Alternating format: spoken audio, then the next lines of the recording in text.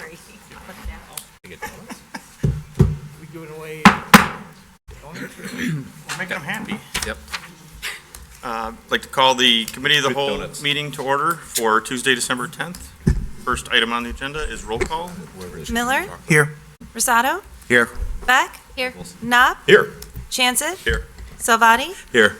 Wolf, Here. O'Brien, Here. Callahan, Here. Meitzler, Here. Malay, Here. Ewer, Here. Simone, Here. and McFadden. Here. Okay, all 14 of us here tonight. Next up would be a reminder to please speak into the microphone for the BATV. Next up would be the approval of the minutes for November 19th, 2019. We have any comments, corrections, notations? So moved. Motion for approval by Sabati, Second. second by Ewer. All in favor? Aye. Aye. Opposed? Motion carries. Okay.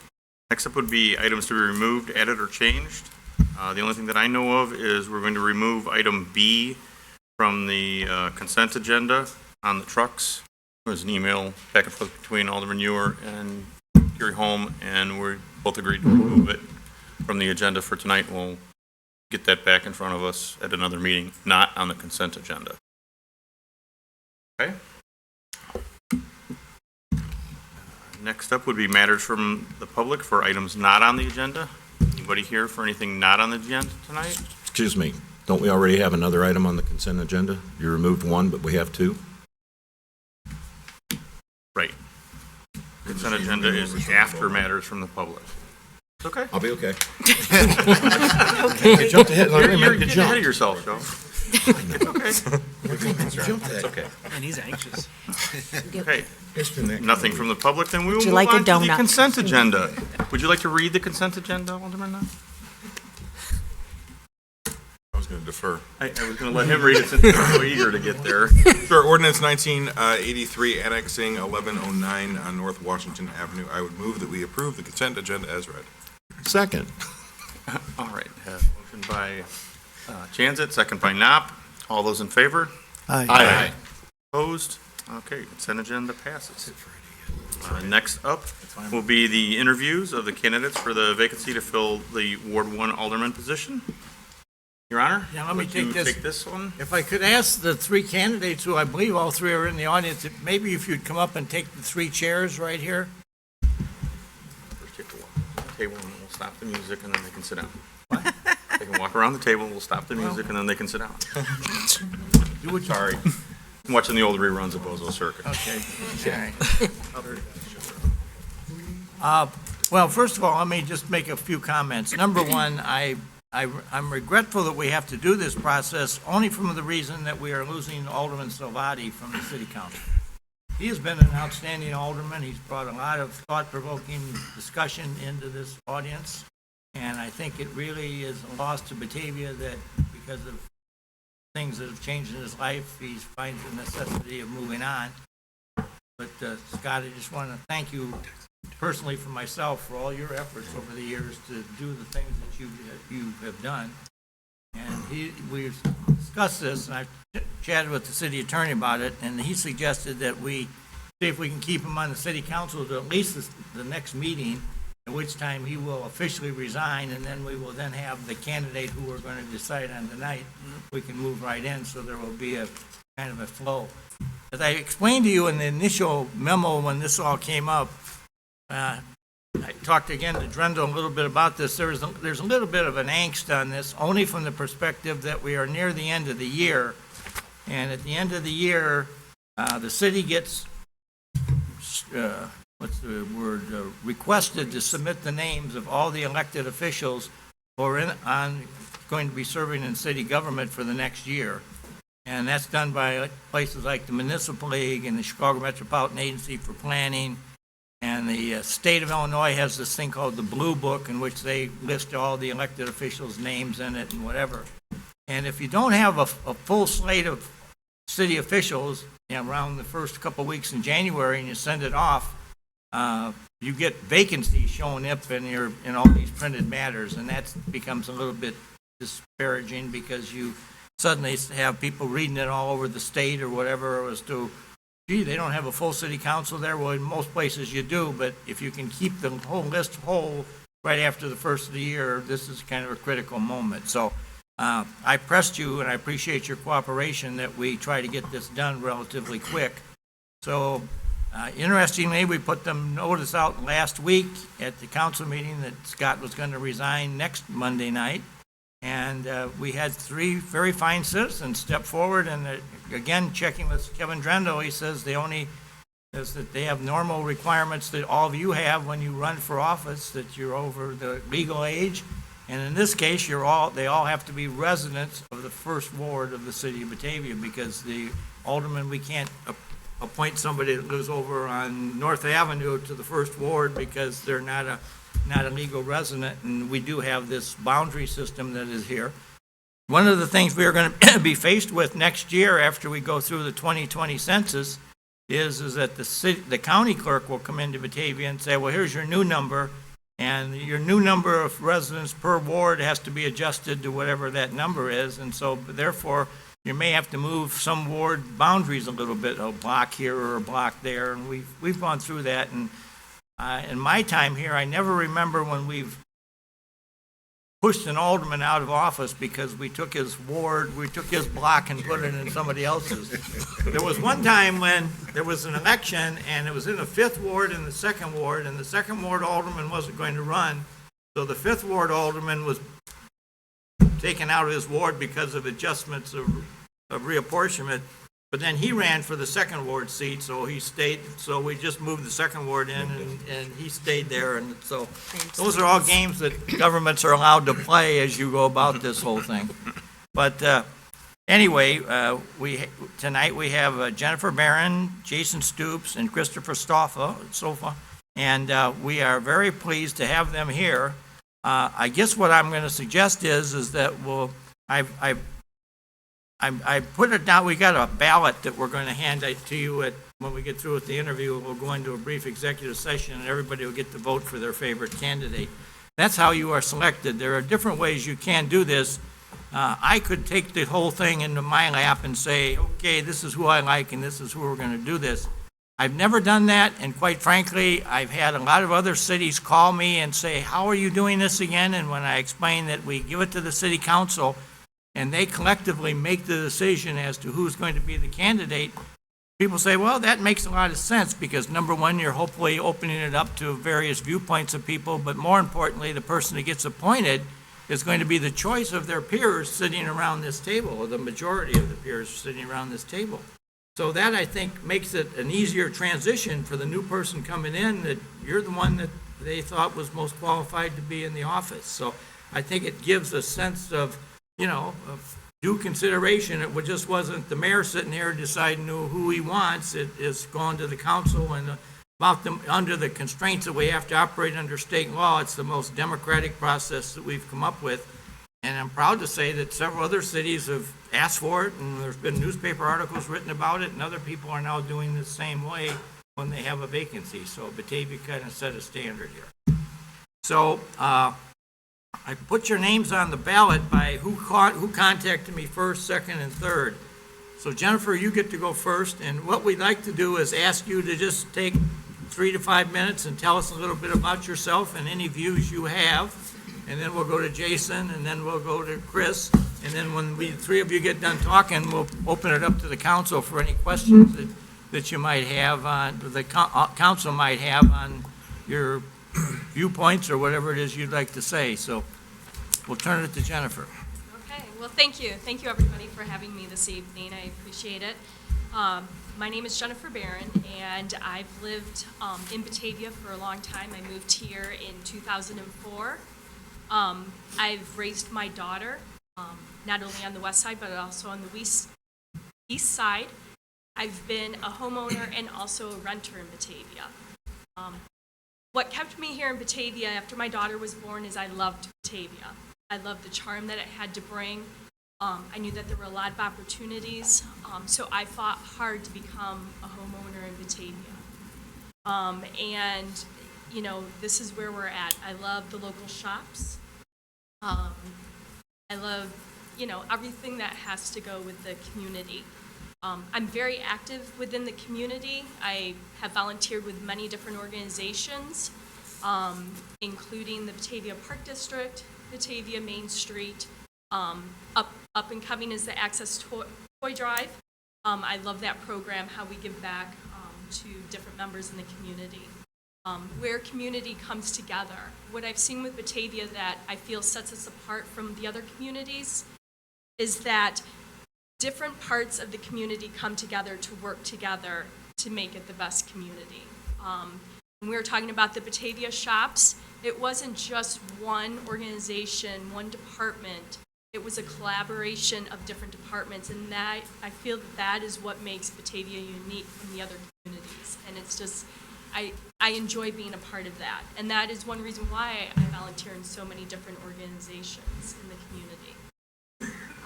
Some of my views, I don't want to say that I have really any strong views on anything. The Arch, which was very controversial, I really felt that was a great addition to our community. I thought it was, I was behind it. Some of the more recent ones, I know that we're going to be facing are the dam, what's going to happen with the dam. I look forward to learning more about the opportunities and how we can decide as a group what's going to be the best thing for the dam, whether that just be the city council or if it has to also include the park district or other community organizations.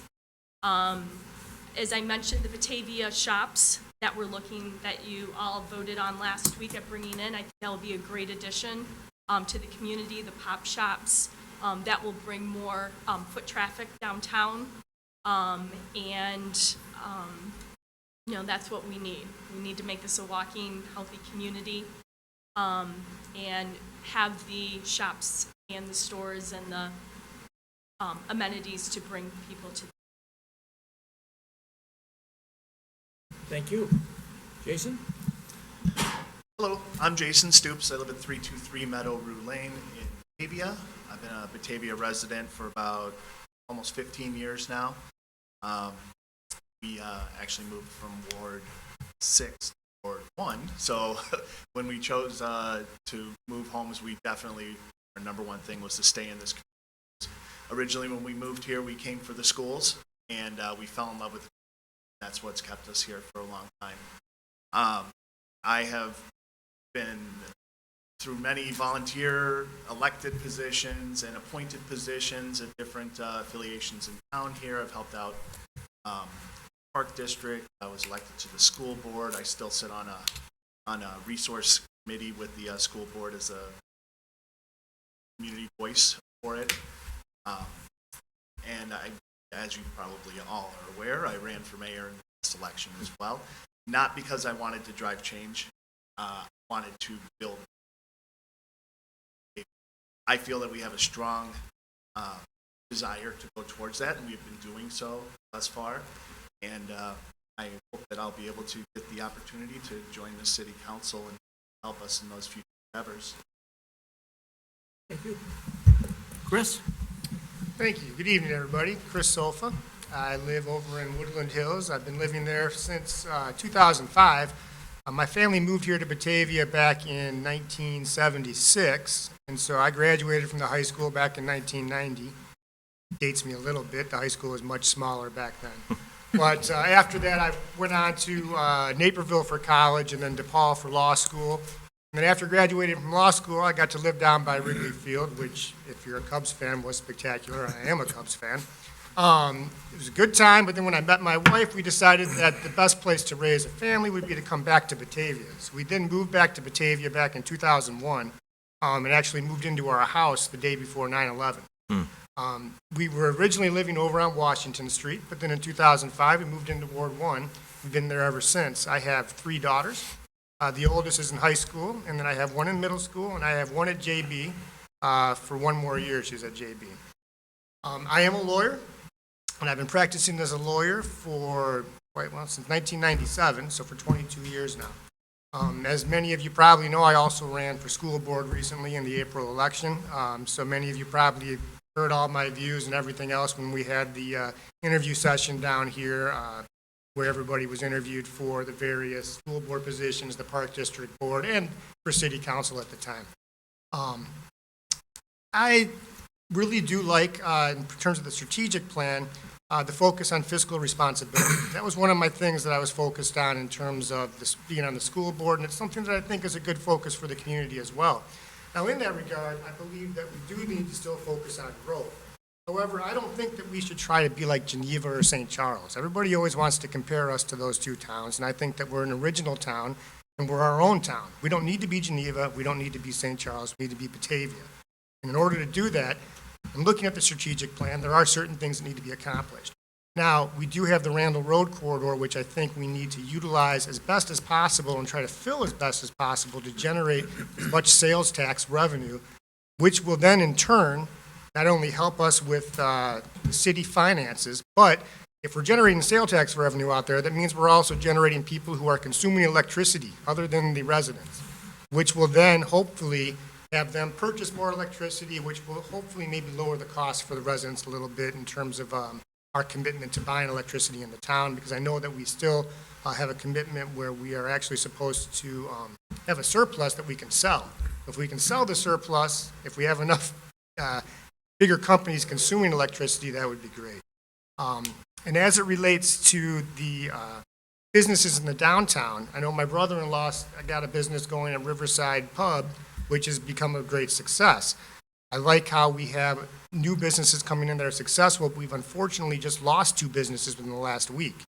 So the question would be whether these pop-up shops would then be something that we can utilize to maybe generate replacements for some of the businesses that we've lost. And it would be a good idea to maybe see, instead of just having some of these businesses start and fizzle out without having enough revenue generated and enough traffic in those businesses, to see if they would actually be viable in the town before they maybe make a bigger footprint on some of our streets. Because it seems like sometimes we have these businesses with lots of good aspirations and with good people trying to start them up, and they just, for whatever reason, fizzle out relatively quickly, which then creates an empty storefront again. So in that regard, the pop-up shops might be a good idea to be able to potentially kind of have trial runs for some of these things and hopefully get more permanent businesses. Finally, as a lawyer, I believe that the devil's in the details, and I would really look to focus on the details of the various contracts and other issues that the city council deals with on a regular basis. And finally, as to my role as an alderperson, I would look for the good of Batavia as a whole, but then also not forget the focus on the constituents in my ward. So if it's good for Batavia as a whole, that's the number one question. But then the second question would be, is it going to be beneficial or detrimental to the people within my ward as well? Because ultimately, while I am representing the town, the constituents are the people that I need to focus on most within my ward. Thank you, and I'm open to any questions. Thank you. Okay, as we've done previously, we now open it up to the city council. If any of you have any specific questions or comments you'd like to make to any of them, I invite you to do so. Dan? Sure. So first of all, thank you for stepping forward. I also went through the appointment process, so I'm very familiar with what this feels like on your side. I am most interested in consensus building. I would say if I've learned anything over the 9 years that I've been here, it's not about being right. It's not about pushing someone around. It's about getting consensus, and that's how you reach a conclusion or a solution. Has there been a recent decision of the city council that you would have voted a different way? And if so, what would have you done to build consensus to change things? And if you don't have an example of something like that, is there been another opportunity in your life where you've had to build consensus on something else to change someone's mind?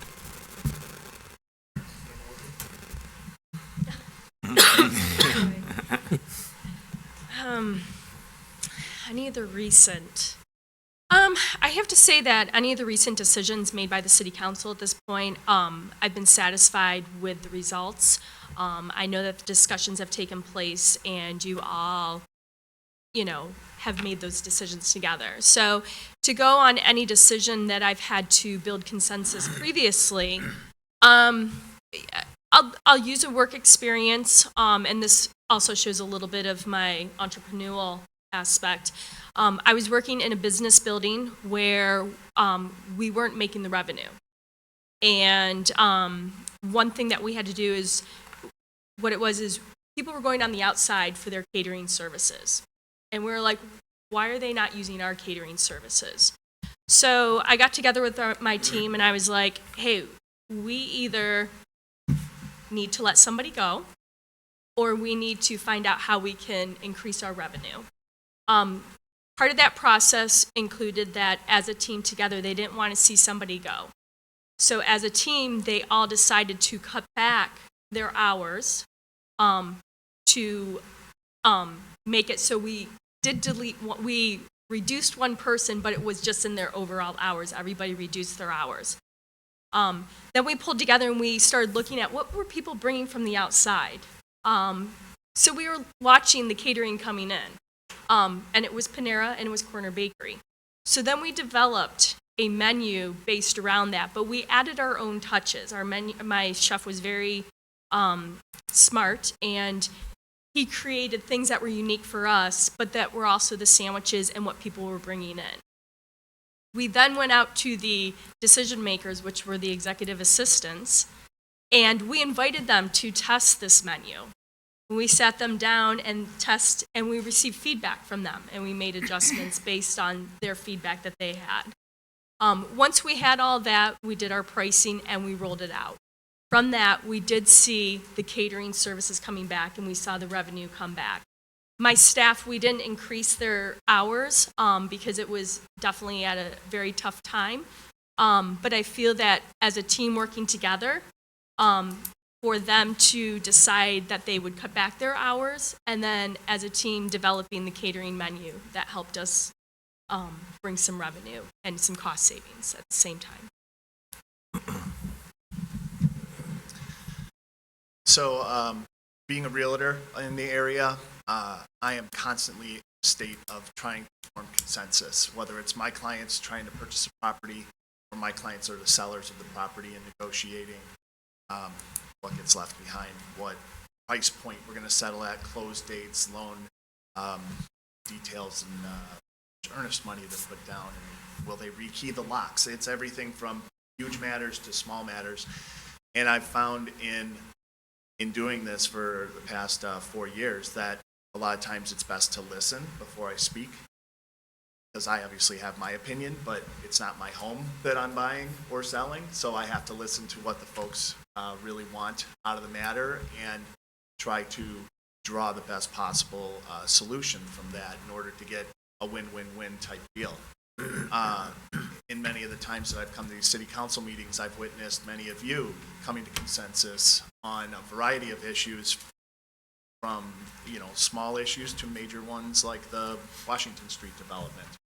I've seen it from its original upstart and proposal to how it's progressed and morphed and changed and such.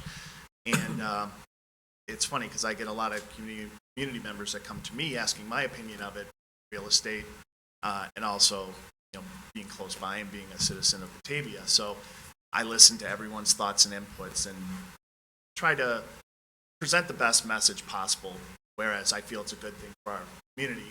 However, we're not going to get everything that we want out of how it looks or what color it's going to be or how many units or how many parking spaces and such. So again, it's something where I would choose to listen and then formulate an opinion. And I'm not somebody who's always stuck in my decision making. I am able to be swayed. I don't have all the answers. I'm not a know-it-all. I'm a know-a-lot, and I try to learn everything else.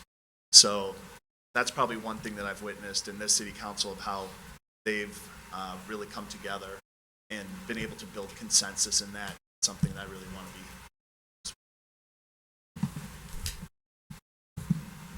So the question was regarding a consensus that's been reached recently, correct? And anytime the city's made a decision where you All right. disagreed, Well, let's think about one where I disagreed or where I agreed. Or where you disagreed, what you would have done to help me change my mind to be consensus with your point of view. Well, I can give you an example of where obviously, it's a bit more trivial than maybe the one Washington Place one, but I believe tonight is up for the final approval for the new city logo, correct? Yes? That is something that many people would feel would be rather trivial, but it's actually kind of important to the extent that it's going to be the face of Batavia on all of the electronic media. It's going to be the face of Batavia on the signs when people come in and out of this city.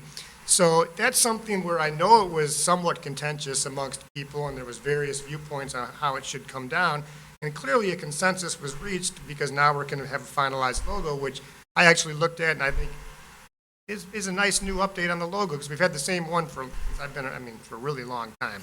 So that's an example of a consensus that I've seen you guys reach that I believe is real good. Now, consensus is similar to something like a mediation, the way I would look at it. If you want to give me, if I want to give an example of like a workplace scenario for me, you want to do something when you're trying to generate consensus where everybody, in terms of it, say it's not necessarily ward specific, but it's city specific, but everybody feels like they're winning something. Okay, there might be some losses along the way, but as long as everybody feels like they win something, that is something that can help you create a consensus amongst a group of people who might not all have the same viewpoints. So when you're doing that, what you want to be able to do is kind of throw a bone to everybody to make sure that everybody has something they feel good about. And then you can ask them, after they feel like they have something that they feel good about, is there anything that you'd like to add? Because then they become a little bit more confident in terms of being able to add opinions and being able to add viewpoints. So in that regard, you want to make sure that even though it might not be a total winning situation for everyone, in order to reach a consensus, there has to be some give and take amongst everybody. Thank you, very good, all three of you, I appreciate your responses. Next one wants to. So I have two questions, actually, if I may. I'll try to keep the first one fairly straightforward. In honor of a fellow former alderman who would always ask this question, unlike some of the other governing bodies, this council attends an average of 6 meetings where we have to come in and sit down a month. Each one of those meetings is roughly 2 to 3 hours. But the biggest component of all of that, though, is being prepared and reading what I would call a very large amount of material week over week. 12 months of a year doing that. Do you feel you can commit that much time to being present in order to make these votes? Yes. I work downtown and I have a 44-minute train ride 2 ways every single morning. And I can certainly find something better to do with my time than playing a video game on my phone. Yes, I've been in that type of situation already with the school board to where I had to read volumes and volumes and contracts and all types of proposals and such to be well aware of what we're speaking of, to take notes religiously. It imprints on me better, and I back and see where others have put their inputs in that strike me as my attention or to my own notes and such. I make my own schedule when it comes to real estate, so I'm not on a clock, I'm not a 9 to 5. It works perfectly with my schedule, and if I miss a Monday night football game, that's what DVRs are for. So. Yes. Reading's what I do. I do that a lot in my job, so it's not that big of a deal for me to read some more. And in terms of the timing wise, all these are at night, so my commitments are during the day. I mean, even though we do work a lot in terms of my profession, there's actual Supreme Court rules that say you're supposed to have depositions occur during normal business hours, unless it's agreed to by all the parties, and I never agree to anything after normal business hours. So the answer is yes. The second part was it's not every meeting, but there are occasionally some fairly controversial topics that come before us, and we do have another one that's probably going to be coming before us fairly soon. And so I guess as we've already had the discussion as a council, I'd be interested in hearing your thoughts as to what Batavia and the matter of recreational marijuana means to you. Can I recommend that we alternate Yeah. the first Alternate person? first, I was just gonna say, Jason, maybe you go next. Each question, maybe the next Yeah, person that's- answers first. That's what they did when I was Pass it to- on the season last time. 2 seconds to think. Right. God, you hit me with a fastball. Thank you. as a father of 3 daughters, one in college, one in high school, and one in middle school, I see how marijuana impacts their lives with whether it's friends or their friends' families that may partake in this, whether it's smoking edibles or whatnot. I know this has been a big hot button issue throughout our communities, and just yesterday, Geneva had the mayor have to break the tie to say that, yes, we're going to do this. Personally, I'm not one to imbibe in those things, so it doesn't really matter to me. I would feel if it is a fit for Batavia, that not be some prevalent storefront location right in our Wilson Street corridor or anything like that. I mean, if I'm going to have to say yes or no answer, then I would say yes. I would be in support of having a business like that, with a lot of my eye leaning towards how they're going to be regulated, how they're going to be licensed, how they're going to be policed. I mean, it being a cash business, there's a lot of other things that go along with it than just saying, here you go, you can sell weed in Batavia. I mean, it's again, when I go back to, like, my decision can be swayed for the betterment of our community, but my gut reaction right now is to say that I would be in support of being able to get that sales tax increase that's going to contribute to our local economy. You just took my number one answer right at the end there. I was hoping he was going to pass over that, so I have the thunder, you know. No, it's going to be legal on January 1st. So, I mean, it is what it is. You either can stay with the times or not stay with the times. And I'd be looking at it mostly as, what can it do for us? Again, I'm going back to my fiscal stance. How, is it going to increase the sales tax revenue for our city? Is it going to be beneficial from a monetary perspective for our city? It's all going to be regulated by the government. I mean, we don't really have a lot of regulation that would necessarily need to go for the overall structure. For the internal structure inside the city, you'd be able to make your own regulations to a certain extent. But I mean, it's going to be legal on January 1st. So my view on it would be to look at how it would be the most feasible way that would be the most satisfactory for the community as a whole. And then I would, again, of course, have to take my ward into perspective as to how it would personally relate to that, whether there's going to be a store there within the ward or outside the ward. Because I think everybody will say, yeah, you know what, I like a lot of sales revenue. I just don't want it in my ward necessarily, okay? So that's where we come back to the consensus building of the whole give and take situation. But, I mean, my view on it is, it's going to be legal anyway.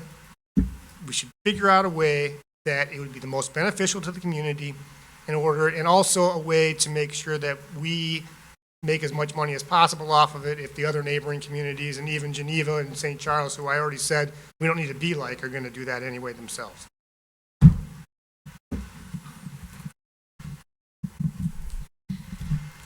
Kind of piggybacking off of what these gentlemen said, I would definitely be in favor of having a dispensary in Batavia.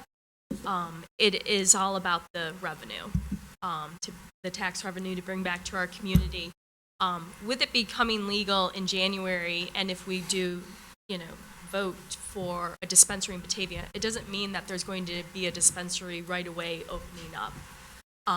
There'll be a lot of work that'll be done in order for it to be, make it right for Batavia. And I know that the council and the city employees will work together to make sure that everything would be right, so it is looked after. But it really does come down to the revenue. We're at a point where you have to balance the revenue, making up revenue, bringing it in, as opposed to increasing the taxes for our citizens. So we have to look at additional sources for revenue for the city. Mark? Well, I'm glad everybody mentioned revenue. So you haven't had a ton of time. So my first part, it's a two-part question, so I'll ask them at the same time. Have you read the budget? And then what is your take on it? People will say that we have a spending problem, and people will say we have a revenue problem. We're somewhere in between, and we talked about it here for a long time. I don't know if you went back and watched anything or if you saw any of the minutes or anything, but just wanted to get your take on the budget. In terms of the budget, I mean, everything's available on BATV, even if you don't show up down here, and you can also read everything online. You can go and click on all the minutes. Now, I will say that in my review of everything, it certainly seems like city council, and I'm going to say this because I don't have to worry about what the school board thinks about me. City council's done a better job with the budget than the school board has, in my opinion. I mean, I believe that they're doing the best they can with the resources they have and also with the revenue that's coming in. I know a lot of people like to complain, but really the property taxes in the town haven't even gone up for a couple of years now. They are going to be going up, unfortunately, with our next tax bill, but that's not going to be due to the city council. It's going to be due to the fact that the school board voted on some increases, which if I would have been on the board, I would have been a little bit more fiscally responsible, but I'm not there.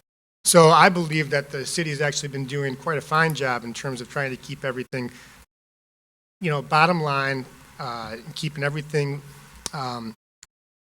fiscally within the limits that they're provided. I don't think that they're going overboard or going over budget necessarily, and I think that they're doing a good job.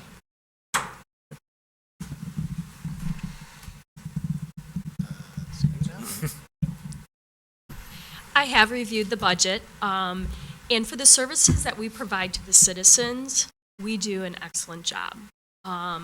The services of what we provide, from everything, it's done on a very small budget, and you can't see it anywhere. I sit there and brag and take pictures about how my street is plowed, trying to get out at 6 o'clock in the morning to get to work, and that's phenomenal. You can hear the guys throughout the entire night, snow plowing, and I know that's not always easy to do. During the summer, it's beautiful downtown, with the flowers everywhere, everything maintained. When the city has done work with a water main break, it's cleaned up quickly. You don't hear people complain about, oh, I had a water main break in my yard and it's a mess. The city takes care of it. So it is a very tight budget, but the right things are being done. We may be challenged with coming in the new year, not knowing what may happen with the economy, and if we lose any additional revenue from other businesses closing. But we'll get to that road if it happens. But definitely, it's right on with the budget. Yeah, so I have reviewed the budget in my limited experience in having that part of my role when I was on the school board and understanding it. You asked if we had a budget problem or a spending problem. It definitely doesn't help when we lose large anchors like Sam's Club, or when we lose small businesses downtown. I feel that we may have a spending problem when it comes to small things, but I mean, is that going to make up the large budget as a whole? We have wonderful services, our firemen, our policemen, our city service and workers, hands down. I've never heard anyone complain about them. So if we want to continue to provide this high level of service, then of course, it has to be budget, it has to be collected, whether it's from taxpayers or sales tax revenues. So is there work to be done? Is there fat to trim? I don't see it as like a pork type thing, but trying to look into the budget in more depth and seeing how can we bring more businesses here to increase our sales tax revenue, as well as what are areas of improvement, because there's always areas of improvement. If we ever settle and say, yeah, it looks good without really going through it, then what kind of city council are we? We're going to be a rubber stamp city council. Nobody would want you out after your next election. So, so there's always room for improvements. Thank you. Other questions? I too have been in that seat before.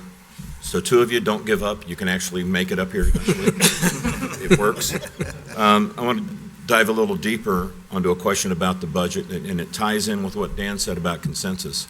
One of the things we talked a lot about in the roughly 2 months that we discussed the budget, we didn't come to a unanimous consensus, but we came to a majority consensus, and that was dipping into the reserves to fund part of the operating costs for next year without raising the tax rate. What's your opinion on dipping into reserves for operating costs, to cover operating expenses?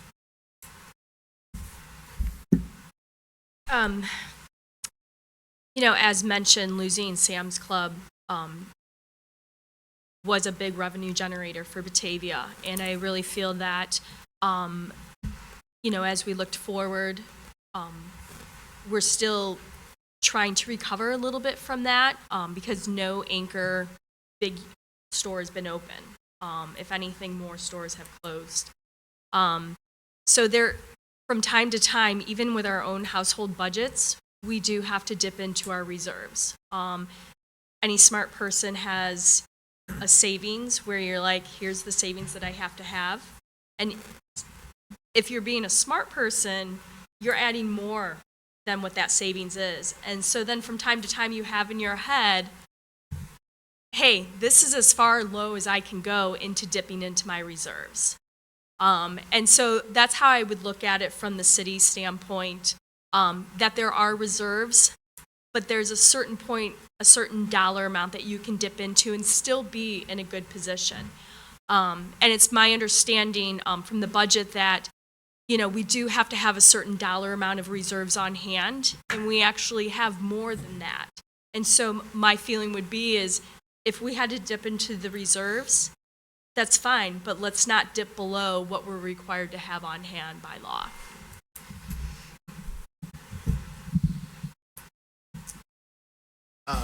In my opinion, reserves are created for more of an emergency situation than trying to keep operating expenses going. Not knowing exactly how the conversation went amongst all of you, I'm sure you probably need the heck out of the budget to see what can be cut so we don't have reserves and such. The comfort to me is that knowing that our reserve percentage is at a above satisfactory amount, then going into the reserves to cover this next fiscal year's operating expenses, to me would have been acceptable, but then I would definitely be on task for the different departments to say, okay, how are we not going to make this a commonality? We can't keep doing this year over year. It's a one-time thing, then that's acceptable. It's understandable. We're doing this for the good of our citizens and not raising taxes, but I'll tell you, I'm not going to do that year over year. That's for sure. We all have to shoulder the burden and start carrying some water for our community, and sometimes that means that we're going to have to put it upon the taxpayer. Our taxes have been relatively low comparative to other communities in our area for the amount of services that we get. Our community blossoms. So in knowing that we're getting a good return, we're going to be able to maintain ourselves, and that would be the position on that. Well, the reserves are there for a reason, and the operating expenses had to come from somewhere. So they're not magically going to come from somewhere else. You got to dip into the reserves to be able to keep the operating expenses going, and that would be an emergency if you were not able to cover your operating expenses, because how are you going to keep the city moving along then? So the goal is going to be, that's why the reserves are there. You can dip into them, but you want to try to figure out the solution to why you had to dip into them. And also, hopefully find a solution to be able to then increase the revenue where you can replenish the reserves that you've utilized. It's just like running a family and just anything else, just on a huge, larger scale, because you have a family of the entire community of 26,000 people, as opposed to your 2, 3, 4, or 5 in your household. So as long as, again, it goes back to fiscal responsibility. Now, being fiscally responsible doesn't mean you can't spend your savings. You can spend savings when needed, because you do need to keep the operating expenses going, and that's the whole purpose of having reserves. I mean, we're not here to be a bank to just make interest off the money. We're here to be, the reserves are there to be able to make sure the city continues to function at the appropriate level and on an appropriate basis to make sure all the services are still there. So I would not have had a problem with it. Again, it would just be a situation where you need to look at, why did we have to do it this year? Was it due to various downturns in business? Was it due to something else in the economy? And then would there be ways to be able to offset that in the coming year so you hopefully don't have to do it again? And is there additionally a way to offset it where then you can hopefully try to replenish what you had to spend? But spending it is a necessary thing because you got to keep the city going. And I don't think that simply raising the property taxes in this town when you have reserves available would be something that would really go over well with the community as a whole. Thank you. Yeah, one question I have, as you probably know, there's scattered throughout Batavia, there's pockets that are unincorporated. We've been working, the council has decided that we want to annex these and bring them into the city. While some have been amenable and have agreed to it, there's others that feel maybe it's not fair. They bought the property when it was because it was unincorporated. It's understandable. What's your thought on that? I think, and I think Scott would probably agree that there's probably going to be some more challenging. We've been successful and had some people, a number of people agree to be annexed, but I imagine there's some more challenging ones coming up.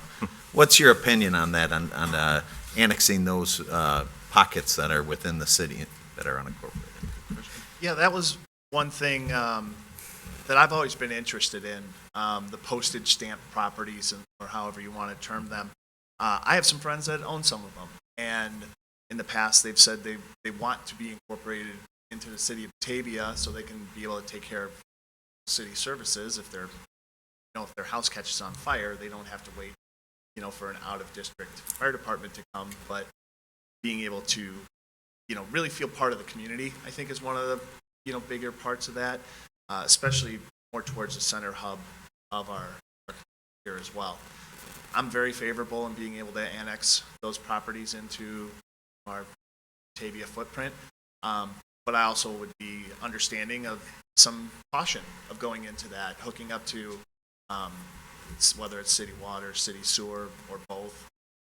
Especially if you're a newer person, you bought your home at a certain price point, probably because it was an unincorporated property. So it's not something that I feel is going to happen over the next year or two. It might take 5, 10 years even for some of the larger parcels. So I'm in favor of that. What's not to like about trying to solidify your community by bringing everyone into the fold, even though you might be your little postage stamp of a property, but you're surrounded by, fellow Batavians. You are part of this community. Let's just try to get this reconciled. Well, I think it comes down to a cost-benefit analysis. How much is it going to cost you versus what's the benefit going to be? If you look at the map, and I've seen it, it's really a small percentage of the actual land mass of Batavia that's now unincorporated in terms of what's residential anyway. So in that regard, we'd have to look at specific properties first of all, because they're scattered throughout. So is it more beneficial to annex this property over here as opposed to this one? Should we fight more for this one? What's going to be the cost to get that one in? You got to tie everybody in then, and that's going to be a cost versus the benefit of having that particular small property come into the grid of Batavia. Now, the other thing is that really if you talk to a lot of citizens of Batavia, I'd say probably at least half don't even know about these unincorporated properties. So they're going to look at it like, why do we even care about getting these places incorporated? Because really, if you talk to somebody and they might not even know that the person who is 5 doors down lives in an unincorporated property unless they see the little tiny sign along the road. And they're going to say, well, that person lives in Batavia. They're a bulldog. Why? So, yeah, I think it all comes down to cost benefit, and it all would relate to the specific properties and the specific areas throughout, and it would have to be on a piece-by-piece basis. I think I got to go twice in a row. I don't know.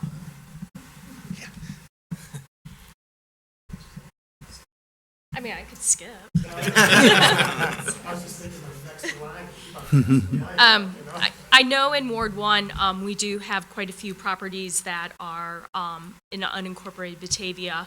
I do know that also based on the map that we've been doing a lot of infrastructure to be able, some upgrades to our ward. I really feel that, and I don't know if part of the decision going into that was to with the thought process of adding a lot of these houses to that infrastructure, but I think it's there, especially with the sewer. I think it really comes down to really wooing these, really convincing these homeowners that this is what's going to happen. These are the services that you get. And I think it all comes down to letting them know that once you're a part of the city of Batavia, these are the services you're going to get.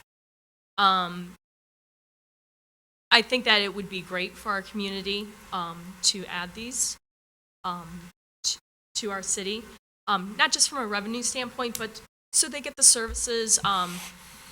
We may have to add some sidewalks, because some of them don't have sidewalks in front of their houses, and I know that that is one thing that is a pride of Batavia, is having accessible sidewalks for all city citizens. So I think it would be a good thing to add those in. As long as we're talking about some controversial projects, City Council debated for many months on the One North Washington project. I'd like to see what your viewpoint is on whether you feel it's good or not good for the community. Well, this debate's kind of already been had, and the ground's breaking in the Yes. spring.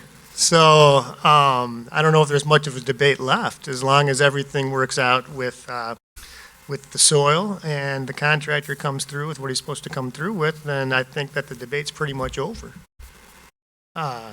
Did you want me to comment? No, Did you want me to viewpoint on that? reopen the debate? No. Okay. So, I mean, at this point in time, I think you just have to support what's already been decided and move forward with the community, and then in that regard, promote it to the various citizens of the community.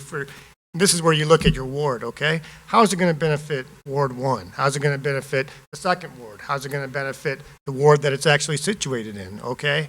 And then what's the detriment's going to be? Because you're going to have communications from your constituents within your ward who are going to be emailing you about it and going to be asking you questions about it, because even though it has been approved, other people still want to debate it and still want to open it up again, even though it's going to move forward at this point in time. Right. So at that point in time, you just have to be receptive to the people within your ward as to any questions or concerns they may have, and be a sounding board for them, and also be a source of information for them.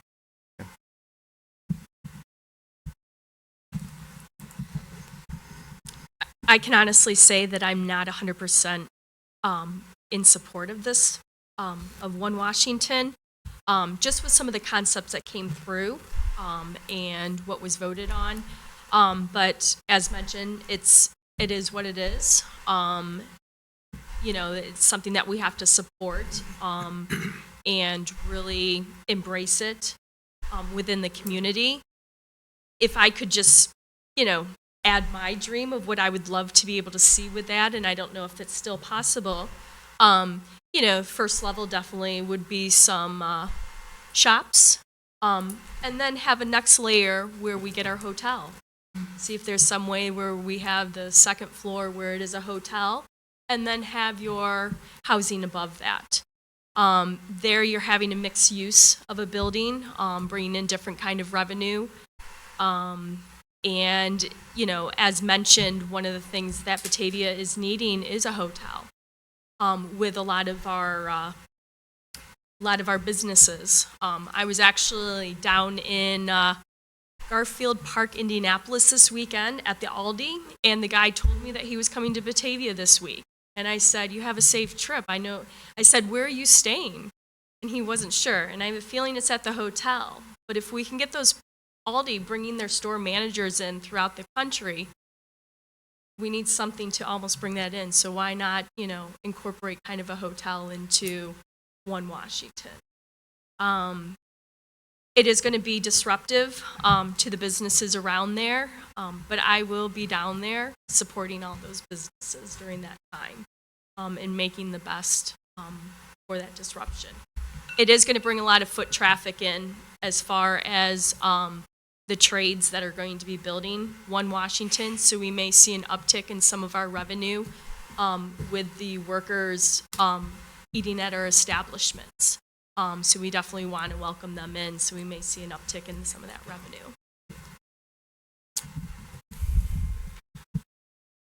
So I've made my thoughts, I believe, pretty clear on the 1 Washington Street development, where I'm in support of it.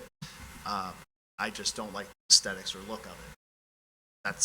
I'm not the builder, I'm not gonna live there, but I would have liked a more scaled back version of it, fit more of our streetscape.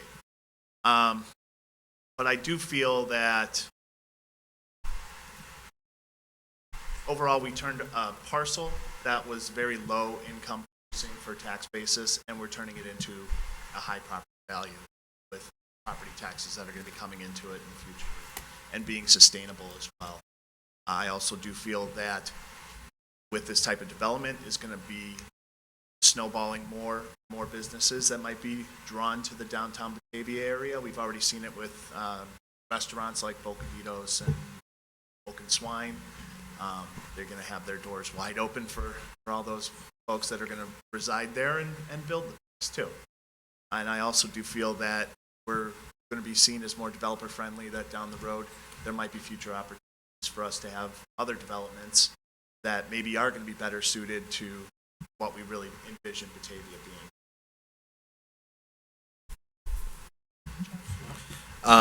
So you would be part of a larger council here that ultimately makes decisions, but at the end of the day, you need to make your own decision. And sometimes they can be routine, sometimes they can be highly controversial, and sometimes they may challenge how you believe. So the question is, what is the process by which you go through to make a decision?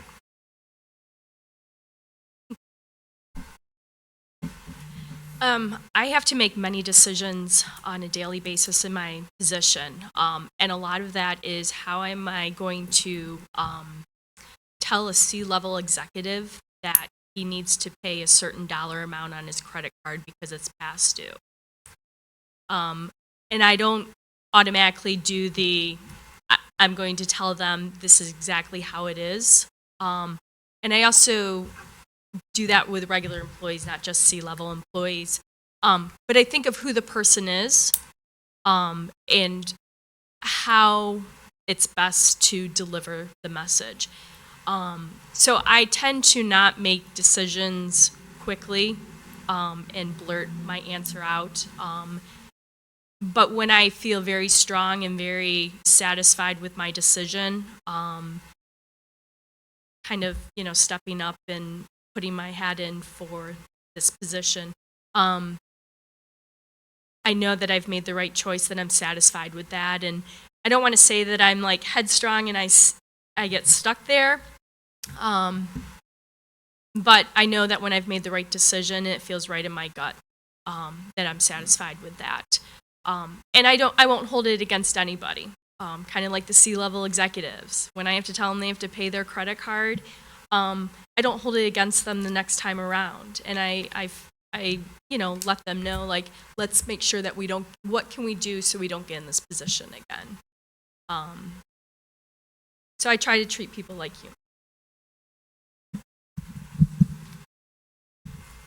So initially, when any type of decision comes up, I don't feel we make decisions, we make opinions first. Then we evaluate what the situation is showing us, then we can come to a decision. My house, I let my wife tell me what my decisions are. I'm still married because of it, probably, but I like to be able to see all sides of an issue before I make a decision. When I do make a decision, I will stand by the benefits or the consequences of it, and I will be able to describe, my opinion, my point of view, what the desired effect was to be on that, because also we got to think that when we're making decisions, we're not always getting our desired effect. So if you're comfortable enough with why and how you landed on that decision, then you shouldn't have any problem, being able to live with it, being able to stand by it, and being able to support it. So this is somewhat of a vague question because it doesn't give us anything in terms of what we're deciding on. So I'm going to give you my answer in terms of an overall gestalt of how I would do it in the city council because it's not a decision I'm making in my family home or somewhere else. It's a decision I'm making down here in the boardroom. So the first thing I would look for would be, because I don't know what I'm deciding on at this point in time, is it beneficial for Batavia as a whole? Okay, so if I make the decision that it is, then yes, we're going to move forward to my next question. My next question is going to be, is it beneficial for the people in my ward? And then if it's yes, then I can say, okay, I got 2 yeses now, and then I'll draw upon my personal experience, my education, and my training to decide if the benefits outweigh anything that might be considered to be at risk as it goes to making the decision that you're asking me to make. So in that regard, once I've made those decisions, then I would see what everybody else has to say. And then you can decide, okay, am I in the minority here? And if I'm in the minority, I got to figure out why I'm in the minority. If I'm in the majority, I got to figure out what the minority is thinking that's different than what the majority is thinking. That's the way I'd go about making my decisions.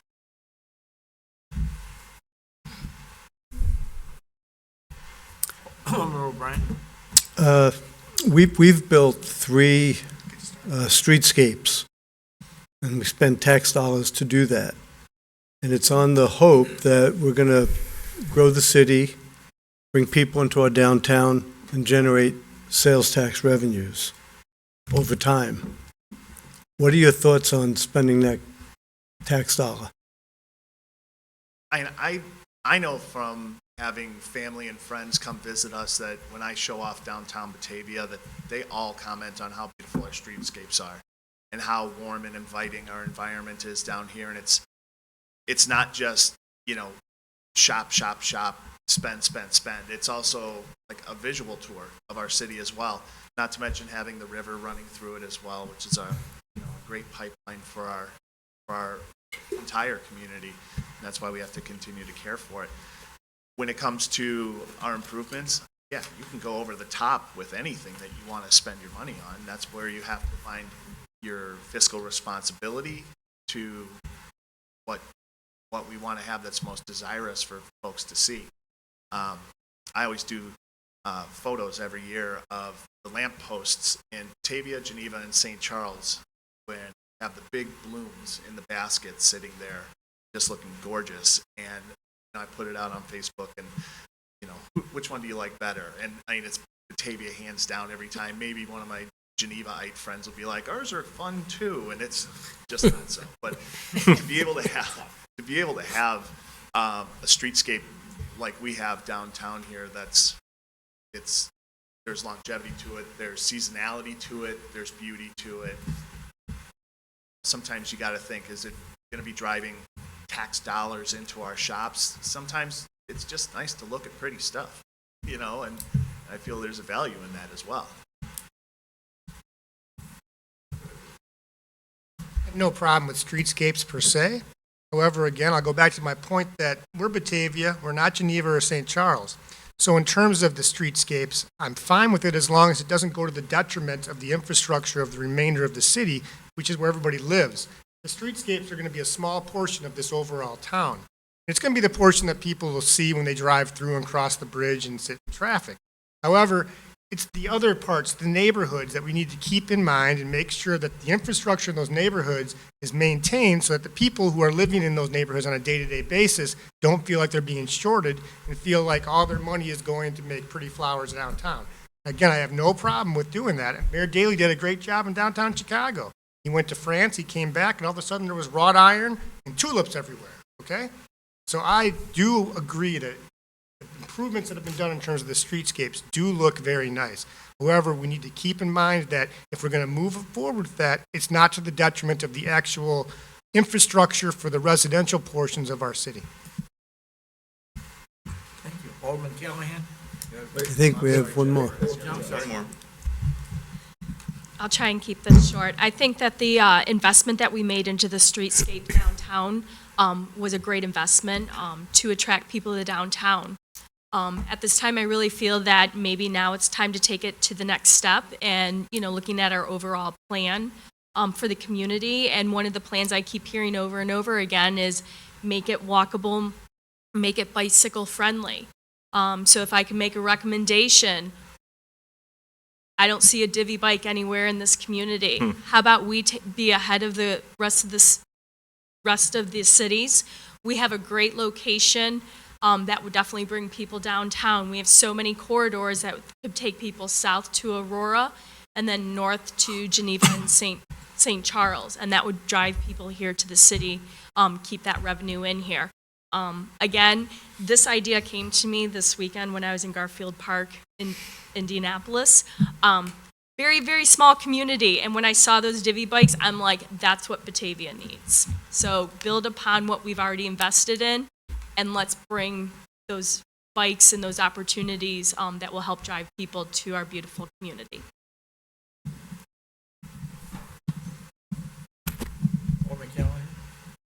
I feel like I should just make sure and ask that you have not called the Ukraine in the past year. With that, I yield. But I also have no relatives working for any of the Ukrainian corporations. my question is, it's kind of been asked on some of these, so this one's more of a philosophical. What are the qualities that you feel makes a good public servant?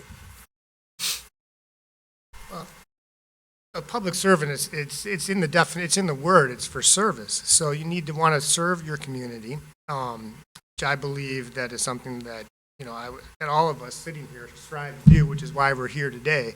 So you want to make sure that you take into account every member of the community. So every race, every religion, every ethnicity, every sexual orientation, every age group needs to be taken into consideration when you are acting as a public servant on the city council. And then again, focusing back, of course, like I always want to, is after you look at the community as a whole, then you look at your particular ward. Because some wards have, for instance, an older population than others. Other wards have maybe more children. Other wards maybe have more renters than homeowners. So you got to take all of that into account. And when you are acting as a public servant, you are acting as a servant of the community. So you're here to serve the community. So you have to be open and receptive. And also, like I mentioned before, be a sounding board for the people who want to come ask you questions and speak with you about what's going on with the city government, and to be able to explain to them in terms that they understand, and hopefully be able to provide answers to them.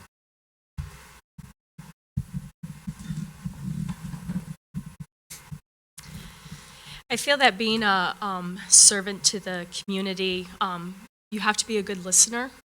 You have to be an open listener. One thing I always try to do is, even if somebody is complaining to me, I try and find one takeaway. So as a public servant, it's important to listen, even if it's the same person complaining over and over again, because you can always pick up one thing, one positive thing that can be incorporated and acknowledge to them their complaints. But also taking into consideration how this will affect people overall. So not only listening to them, but when we're making decisions, how will that decision affect the community overall, whether it be a tax increase or other sources for revenue. So there's many aspects, but it's just being out there and being a good representative, and really trying to articulate and be positive of what is going on in the community.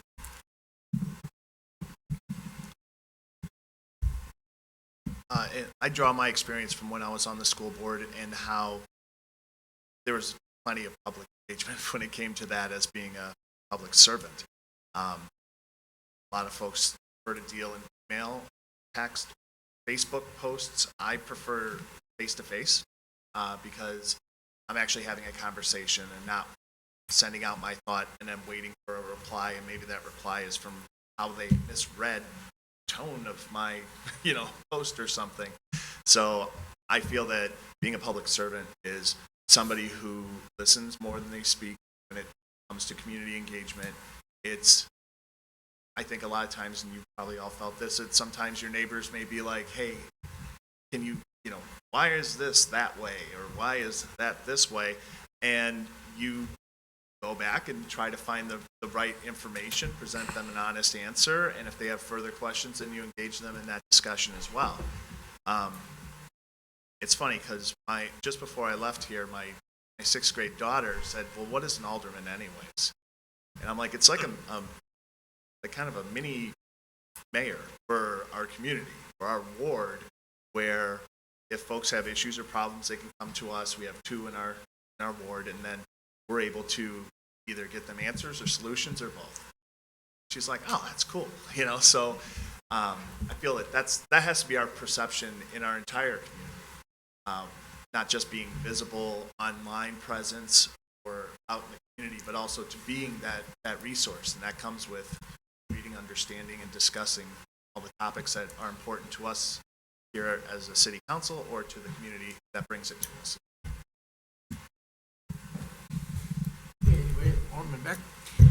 To kind of follow up with Alderman O'Brien's question, what would you say is the biggest challenge facing our downtown, and then how would you propose that we address it? I would probably say that the next up-and-coming biggest challenge is going to be the dam on the river. As far as what I would propose, I can honestly tell you that I don't have enough information to really make a decision on that. It's going to be a tough one because it really can affect what I feel is the pond. The pond really draws people to the community, and my opinion is I don't want to lose that pond, so we need to do anything we can to address that, to keep the pond, and find alternatives on what we can do so we can keep that pond, and also address the dam, the crumbling dam. I feel one of the issues that we're going to probably be facing in our community that's going to come before City Council is with further development and construction of One Washington Place, how easy is it going to be to get from one side of the river to the next? Drivability. We are a community that has one bridge. I understand that. And some folks say, yeah, well, Geneva has one bridge. I say, yeah, well, they have a wide bridge, and it spans a long area. St. Charles has 3. So good for them. But in our community, that's not something as easy as saying we're going to throw a bridge in here or there. There's so many other things that come along with that. But I feel that the transportation troubles that we're going to be foreseeing spring and through the construction season, not to mention you're already probably hearing people talk about the Fabian Bridge or the Fabian and Kirk Road intersection that I was stuck in for 25 minutes behind a bulldozer today. Okay, am I going to go shaking my fist at my alderman about that? No, because you're moving, so I can't do that. Yeah, but I mean, ultimately, I have the wherewithal to know that I can do that. But is there a solution that's going to be derived from that? Probably.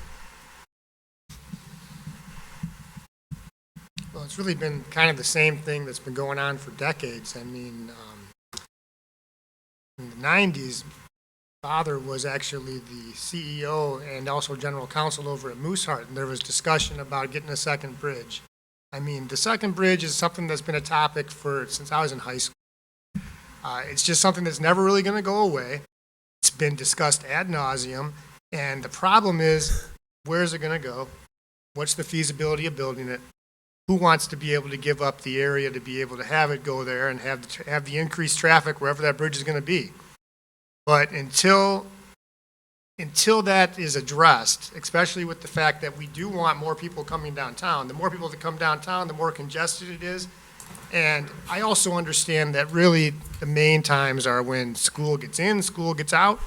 And that's pretty much, what everybody's going to say who's opposed to a second bridge. But there's really no way to widen that bridge. And so the issue is, in my opinion, for the downtown is I'm going to have to kind of pile on Jason here and say it's the transportation issue, it's the traffic, it's a second bridge, but it's been discussed for literally 3 decades now. So I mean, I'm not sure if a solution is on the horizon. I know it's within the strategic plan for 2019 to 2023, is to try to address that issue yet again. And I'd be more than open to suggestions from people as to how we could address that and how feasible it actually is. Because if it's not feasible, people need to be told why it's not feasible. And that would, work on maybe halting the debates there. Anybody else? Alderman Jerome? You guys have done an awesome job. But if I were one of your neighbors in Ward 1 on a more personal level, and you knocked on my door, why should I vote for you? Well, I've been a resident of Ward 1 since 2005, and again, I don't have any plans on moving, so I've been there for quite some time. I believe that I'm an advocate for, like I've been trying to say all along, an advocate for the city first, or for the city overall, but then you have to look at the ward first. So I'd always be an advocate for the members of my ward. I'd also look for the devil in the details here. So, and one thing is that I'm very happy with the fact that we're addressing the flooding problems with all of the storm sewer construction that's gone on. However, I'm not so happy with the fact that there's no curbs on Woodland Hills Road anymore. I know a lot of the people in the community aren't happy with that either in terms of the people in my ward. So that's something that I think maybe slipped through the cracks. So people would look to me because, again, I'd pay attention to the small details like that. I'm sure it wasn't necessarily a real big thing when everything was going through in terms of the construction and in terms of the way everything was planned out. And it probably looked good on paper. But once it was done, I think everybody can agree it's not the best thing to no longer have any curbs along our road. I live on Woodland Hills Road, so I'm a little bit biased here. But so I would tell people within my ward that I would be an advocate for them, and I'd pay attention to the smaller details as it relates to issues that could affect them, not only in our ward, but also within the city as a whole.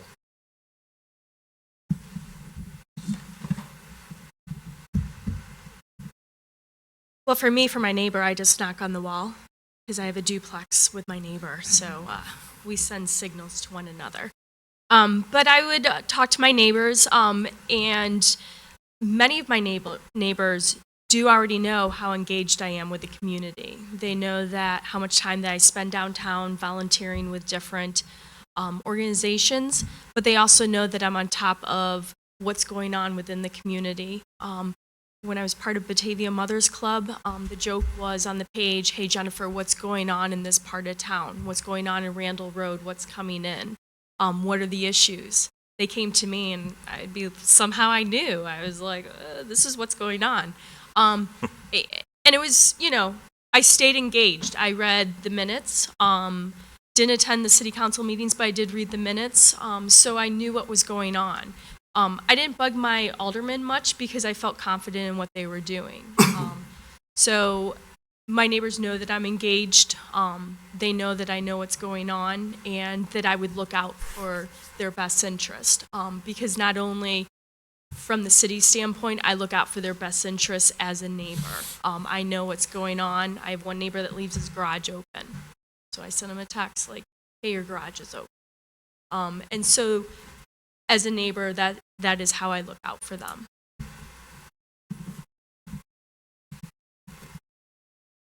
So I've seen that I've become a resource for many of my neighbors, not only in Ward 1, but throughout the community when they ask me my thoughts, opinions, or what actually is the lowdown on situations going on in our community. And it's not just people in my age range. I get it a lot from actually when I go to Knights of Columbus, and I get a lot of the older citizens asking me, how's this going to help us? How's this going to help me? How's this going to help our community? So in being that type of person, that's when I like to be able to be engaged and not necessarily be an individual problem solver, because I feel that I like to see more in the big picture, but if I can help one person with their issue, if it's something relatively easy, whether it's getting them information or getting them a plain English explanation of why certain things have been done in our community, then that's what I want to give them. I'm not only trying to give solutions, I want to give information, create discussion, and also see why is this such an issue for that person as well. I want to be able to understand their issues, because it's not just about my household. It's about my household, my neighbors, my street, is what ultimately I want to be able to be well-versed in. Anybody else have any questions? We have one follow-on. So, we've talked around this issue, but we didn't actually address it tonight. And I recall it in every other appointment that we've ever done, we have talked about this. The mayor begins every one of our city council meetings with a non-denominational invocation. He asks us to do what is right in our heart and in our mind. He just sort of gives that as a sort of a general sort of prayer.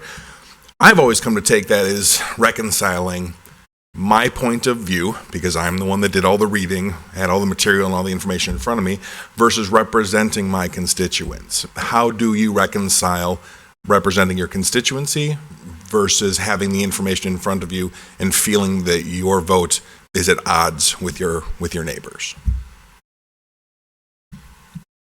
I really feel that's a great question, because a lot of times as representatives, you do have more information than what is out there for the public, or even what the public pays attention to.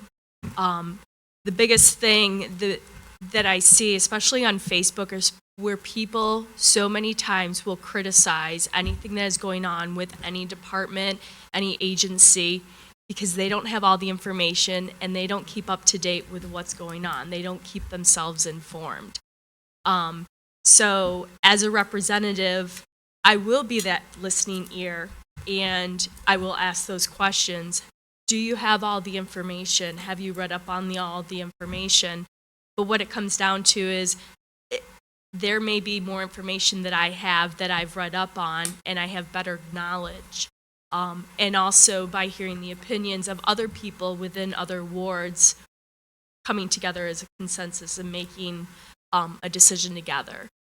So it is very tough, because you are making a decision. It may not always be what everybody agrees with, but they don't always have the information, and they don't always educate themselves to understand that. It's easier to go on Facebook to blast than to do the education yourself. And that is one reason why I always try to advocate on Facebook. Do your education, know what you're speaking about. So I hate to press, but you didn't vote. Are you voting to represent your neighbors or voting to represent your point of view? It would be my point of view. Okay, thank you.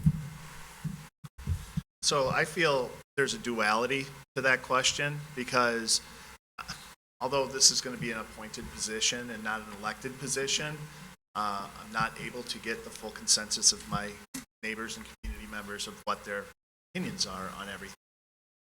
Initially, when I being appointed to this position, I would be voting with my opinion, but what's for the greater good of not only my ward, but also the community.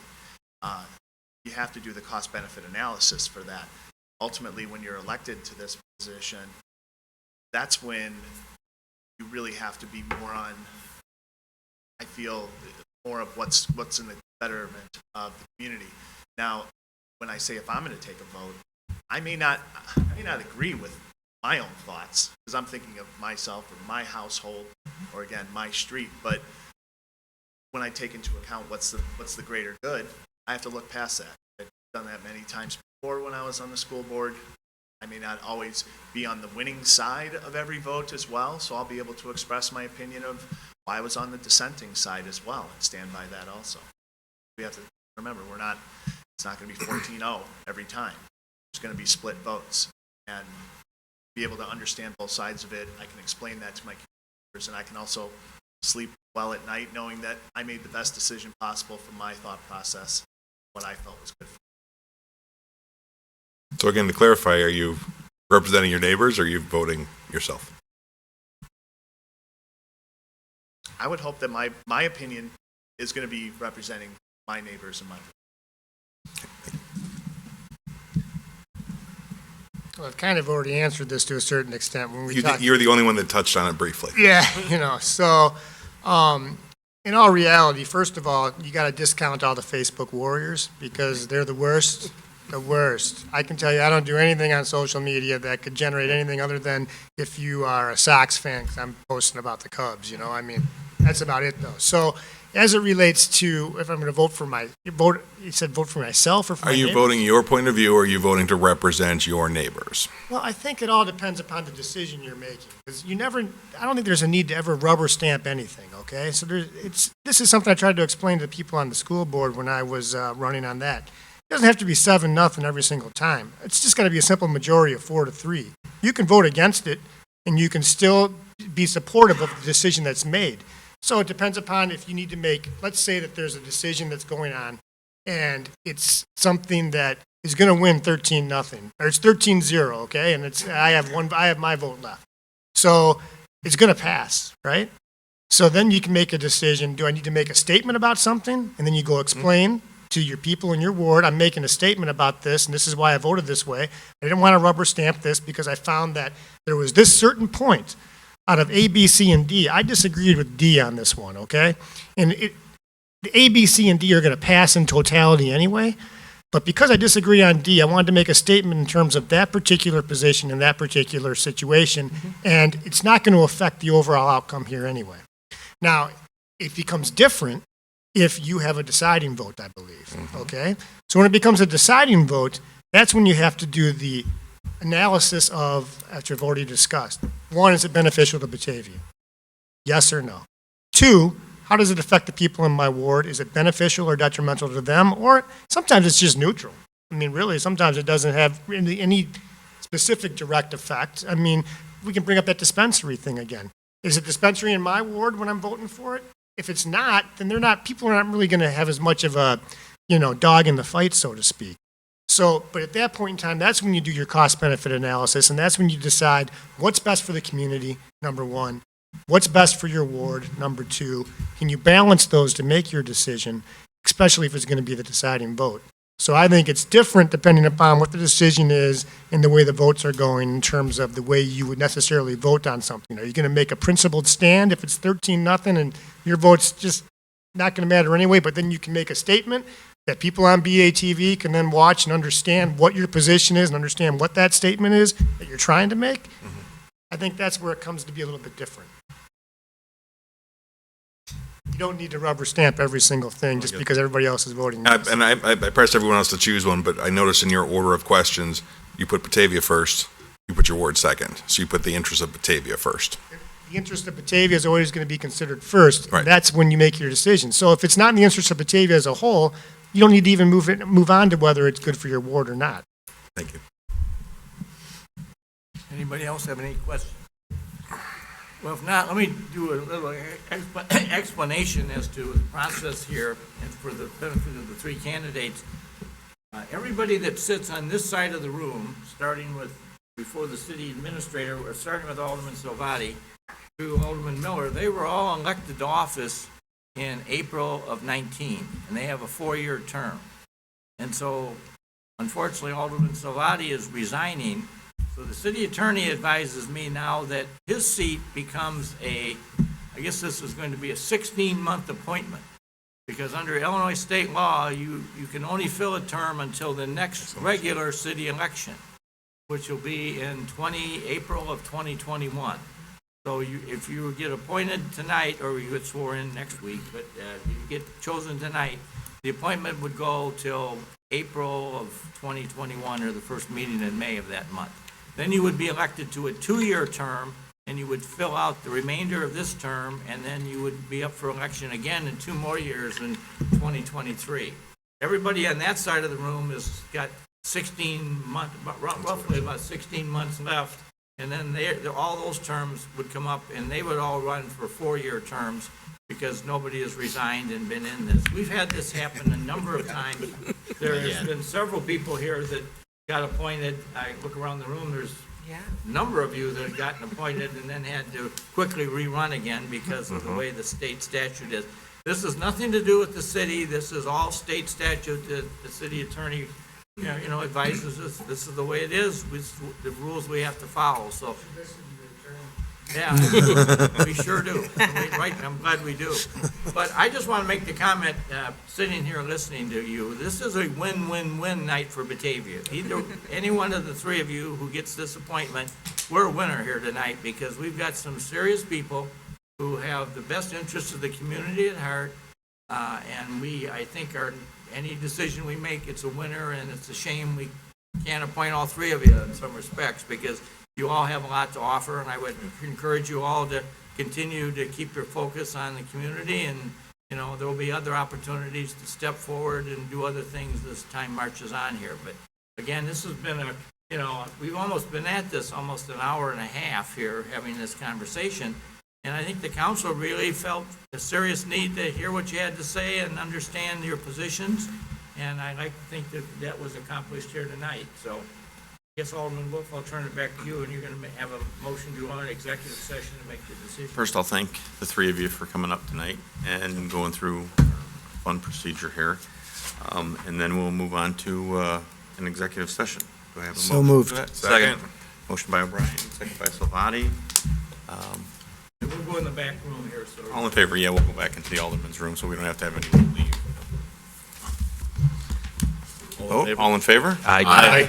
Opposed? Okay. Magic words. We will be back, and there will be more.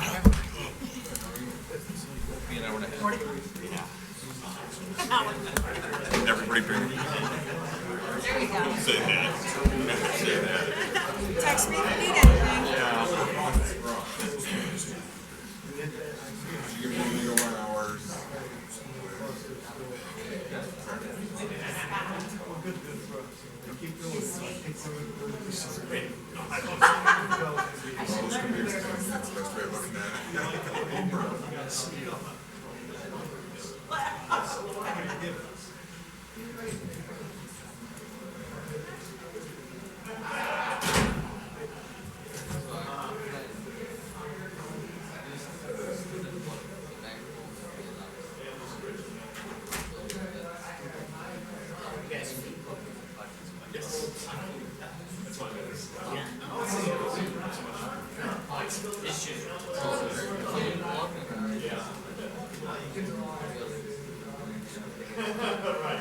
From the main project. Okay.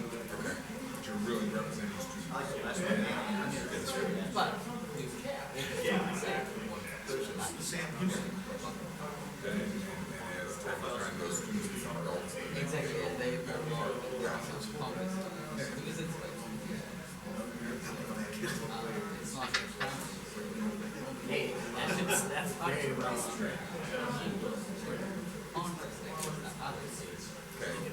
So you move up.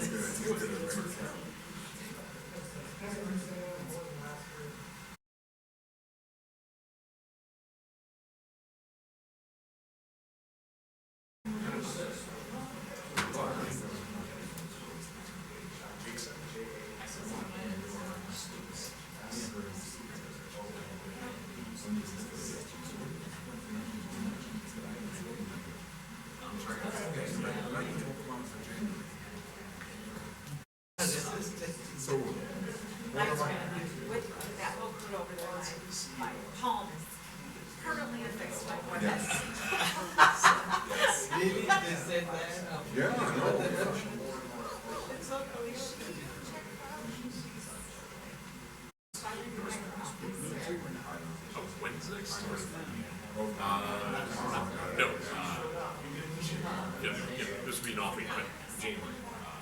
January 15th. Done for the year. Done for the year. Yeah. So, yeah. It seems like a trip. Laura?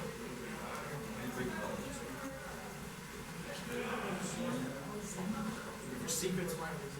No. Look at that.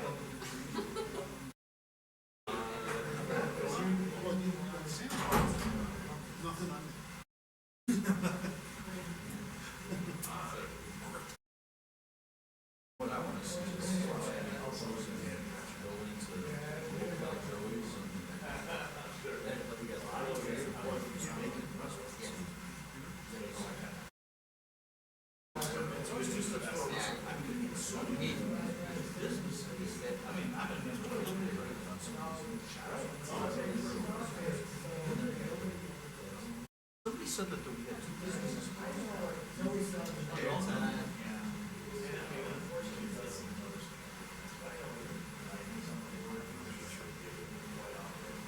That's what I meant. I think it was Elliot who said.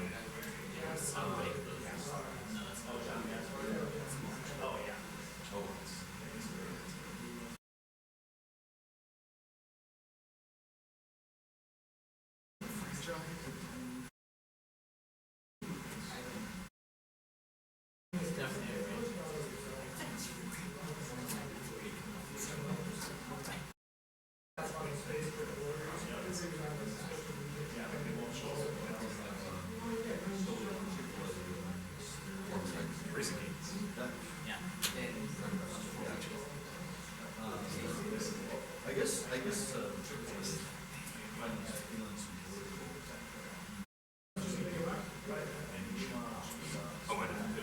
I've made it, it's mine. I will listen to it. I'm gonna go to.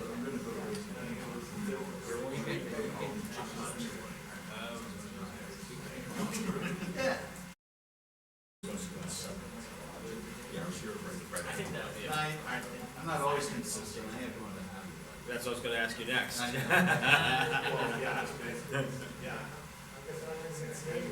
understand. I didn't know where else to go to buy.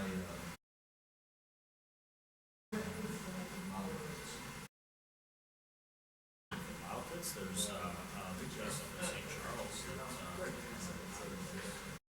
Hobby Town. There's a guy that is by the Salvation Army up in 38. There's a Taco Bell. For balance, I will thank you.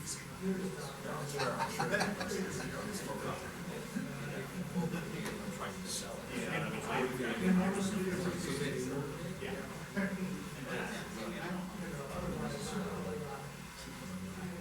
mean, I want to shop the same, but also.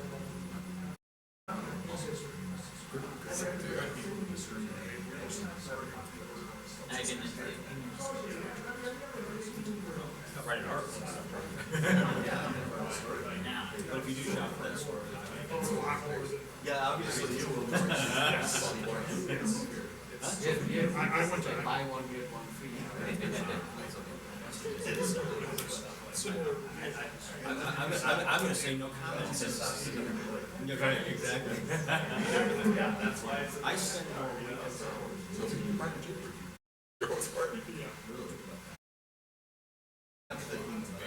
I'm here right now.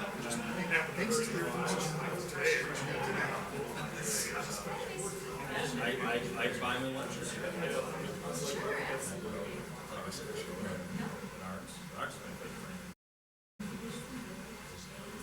You guys tried the it's really good. Is it? Yeah. I've had smoke. Alpha smoke? Yeah, the white smoke. White smoke. The alpha smoke is.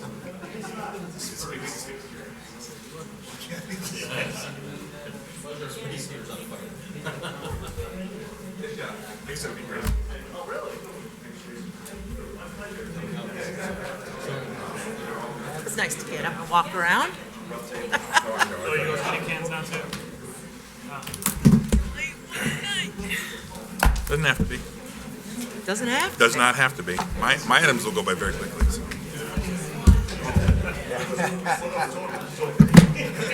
We actually cut their 13 angry men.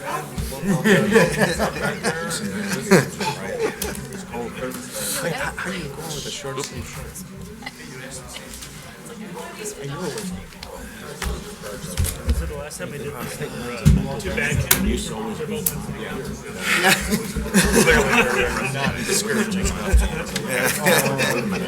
Get those things out of here. Yeah, I have to rethink my winter wardrobe here. Yeah. I think.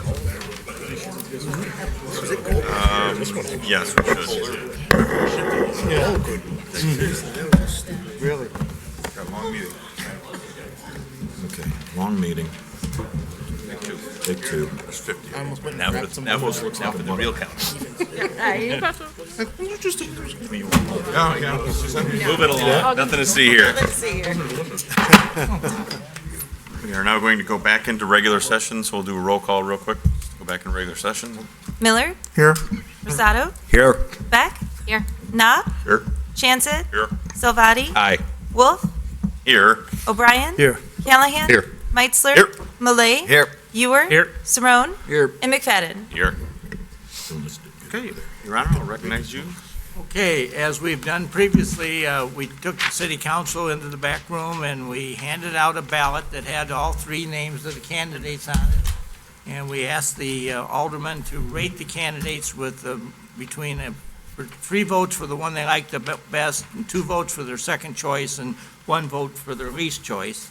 And then we added up the 3 totals.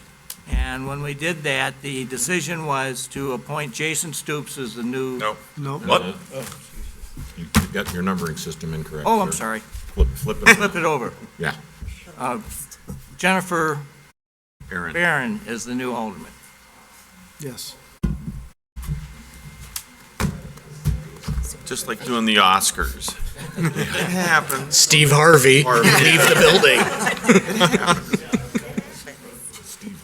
So thank you all for coming down tonight, and Jennifer will get your info ready for the next city council meeting, and Scott will officially resign then, and then we'll have you fill that seat. The mayor will swear you in. It was Mike.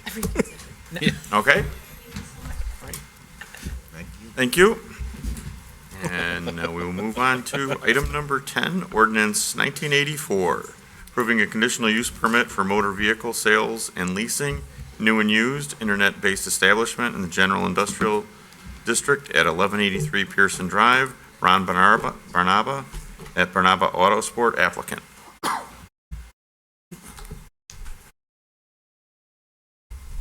Yeah, I'll just turn it over to Joel because, yay, an expansion of a Porsche dealership. Yes. Again, this is for Barnaba Autosport at 1183 Pearson Drive. It's a conditional use for an internet-based automobile dealership. Mr. Barnaba is currently located in a smaller lease space in this building, and he is looking to grow his business. Again, we do need conditional use approval for the relocation to a different lease space. Mr. Barnaba had submitted a narrative to the Plan Commission, and in it he explained his desire to remain in Batavia. He also will keep all of his inventory vehicles inside the building. He also noted that his business has been compatible with other businesses in the area, and he would continue to be compatible. The Plan Commission held a public hearing on December 4th. Mr. Barnaba was the only individual to speak at the hearing, and he responded to a couple of questions from the Plan Commission regarding the nature of his business. The Plan Commission made findings for the conditional use as they are listed in the ordinance. The City Council has alternatives as usual. It can approve or deny the ordinance as presented or to seek amendments to the ordinance as it is presented. There would be a positive impact financially to the city. There could be increased sales tax revenue for vehicles that are sold to Batavia residents. Again, this approval would allow a business that has been compatible with the city to essentially grow in place. The Plan Commission recommended approval of the conditional use by a unanimous vote. They did recommend conditions of approval. They are listed in the ordinance, and staff recommends the Committee of the Whole recommend approval of Ordinance 19-84 as presented. Does anyone have any questions? I, for one, am very glad that he's staying and expanding his business in town. I did look at the his internet website today and did look at the inventory, and my 50th is coming up, so if anybody wants to. So Good going away gift. The GTE 3. When does Caitlin get her license? But I did see that some of the sales on their site did list that there were Batavia buyers for it. So that was a very positive. Really glad to see the expansion. Would you like to come up and let everybody know where your website is and? Sure. The website's obviously on the World Wide Web. It's barnabaautosport.com. And every car there is for sale, by the way. Question? Anybody have a question? Do you do repairs on them? We do repairs before we sell them, yes. Okay, so you do have work inside and then. Yeah, I've got employees, yeah. You we've got also employees store that do, yep. the vehicles inside. 'Cause I think that's something that we've talked about during some of these website sales places that are actually just basically an office Yeah. that sells them. And if you're doing that stuff and you're doing it inside in a building, especially one that's already been there for several years already. Yeah. Now you already Oh, know yeah. about some of the. We do all the work in-house, and and all the cars stay inside at night, for sure. So I think it's a great expansion of an existing business. I'm glad to see you stay in Batavia. Yeah, it's worked out very well for us, very well. Yeah, and you did have a very high-quality inventory. What made you decide on just Porsche? I've been with Porsche since 1970. I started as a technician in Greenwich, Connecticut, and this is all I've ever done my entire life. I actually owned Napleton. I was partners with Ed Napleton in Westmont for many, many years, and then I'm supposed to be retired. That's not working out very well. So, Thank you for waiting, and I No, it's very personally interesting. think it's a slam dunk. Yeah, no, it's I mean, very this is a win for everyone, so I'm definitely in favor of it. Speaking from experience, I can understand not wanting to retire from working on cars. Yeah, yeah. I don't think you ever retire from the car business. No. You're always in it. It just changes. Yeah, for sure. If no other questions, I recommend to City Council we approve Ordinance 19-84, approving a conditional use permit for a motor vehicle sale and leasing, new and used internet business based at Barnaba Autosport, 1183 Pearson Drive, Units 102, 104, and 106. Second. All in favor? Aye. Opposed? Motion carries. Thank you all. Thank you all. Thank you. Merry Christmas. And if you'd like to come to the city council meeting and again be on TV and explain more about your business, hours of operation, free advertising, you can come down and talk to us about it at the next city council meeting. All right? Thank you very much. Thank you. Thank you. Okay, next up is ordinance 19-85, annexing zoning and amending the zoning map, 1119 North Washington Avenue. Michael and James Eckblade petitioners. This is part of the ongoing annexations that we have, and these are voluntary annexations. And there are some unique circumstances with that these are businesses on these locations. Joel? Sure. As Alderman explained, we are in the process of trying to close some of these donut holes. This is one of those properties where the donut hole would be reduced in size. The property that is the subject of the annexation is approximately 1.4 acres, and the ordinance that's attached would not only annex the property, but would apply two different zoning districts to this property. The front, approximately 0.44 acres, would be zoned community commercial. This is done to accommodate the existing Eckblade flooring business. Eckblade Flooring is a building material and home improvement sales and service business, as our zoning code defines it, which is a permitted use in the community commercial district. The remainder of the property would be annexed with the default R0 single-family district. The Plan Commission held a public hearing for the CC community commercial zoning portion of this. They do not make a decision on annexation. So they were only looking at the community commercial portion of this ordinance, and they did recommend approval of the community commercial district. The ordinance that's attached to the memo includes the findings that the commission arrived at. Again, the commission, by a vote of 5-2, recommended approval. There would only be minor budget impacts. There would be a positive impact by increased assessed value to the city and some additional employment and sales taxes. The city council does have alternatives with this ordinance to approve or not approve. However, staff does recommend that the city council approve ordinance 18-95 as presented, that would annex the entire property and apply the two zoning districts as I explained. Does anyone have any questions or comments? Anyone from the public? Hearing nothing else, I will recommend approval to City Council, Ordinance 19-85, annexing zoning and amending the zoning map 1119 North Washington Avenue. Second. Motion by Callahan, second by Saron. All in favor? Aye. Opposed? Ayes have it. Can that go on consent? Yeah, it should be fine on consent, as well as the other ones we had.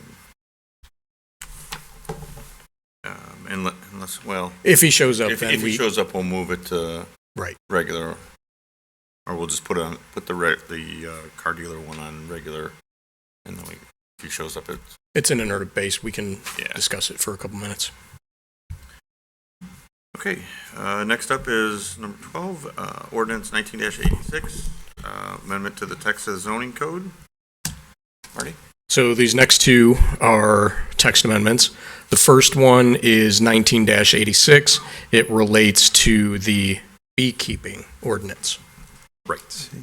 Yeah, so. 86.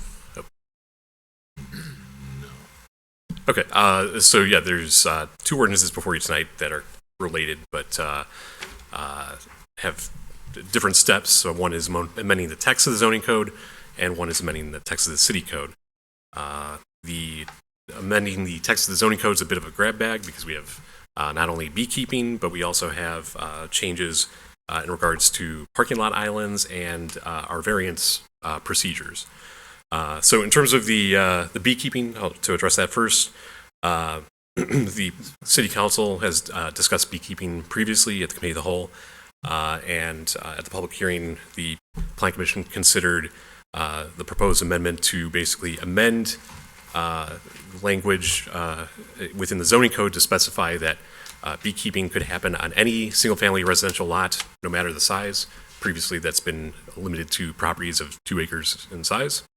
The Plan Commission, in their deliberation, did recommend that there be that beekeeping or beehive structures basically would need to, or they recommended that they follow the accessory setback requirements for the individual zoning districts, essentially to have some setback from property lines and rights of way in order to minimize any potential conflict with adjoining properties. In terms of the parking lot islands, if you may recall that with a recent design review, there was a text amendment that went along with that amendment that reduced the number of parking lot islands for industrial properties to 1 to 15 from previous 1 to 10.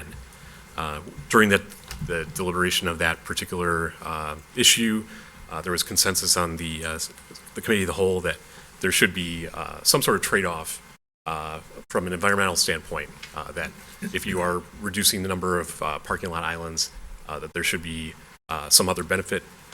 In speaking with the Environmental Commission, they recommended that it be based on impervious or permeable pavers, and that if you provide 2 permeable paver spaces, that should be the ability to reduce by 1 island at a rate of 1 to 15. So the Plan Commission was in favor of that particular change. And then lastly, on that particular ordinance is the changes to the variance procedure.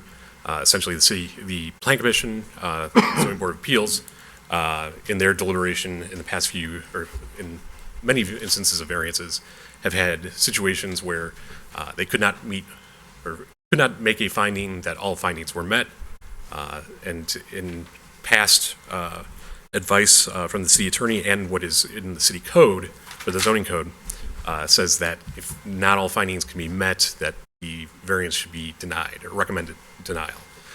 So the zoning board felt that was a bit overly restrictive and requested that the city attorney review that, especially in light of some information that some of the zoning board members found with other communities. So the city attorney did review the materials and did recommend changes to streamline the variance findings a bit and allow greater flexibility. So they were in favor of those changes. The other ordinance, which kind of rewinds a little bit, is regarding beekeeping, and that would basically change the city code animal prohibitions to say that beekeeping is allowed in the city for single-family properties.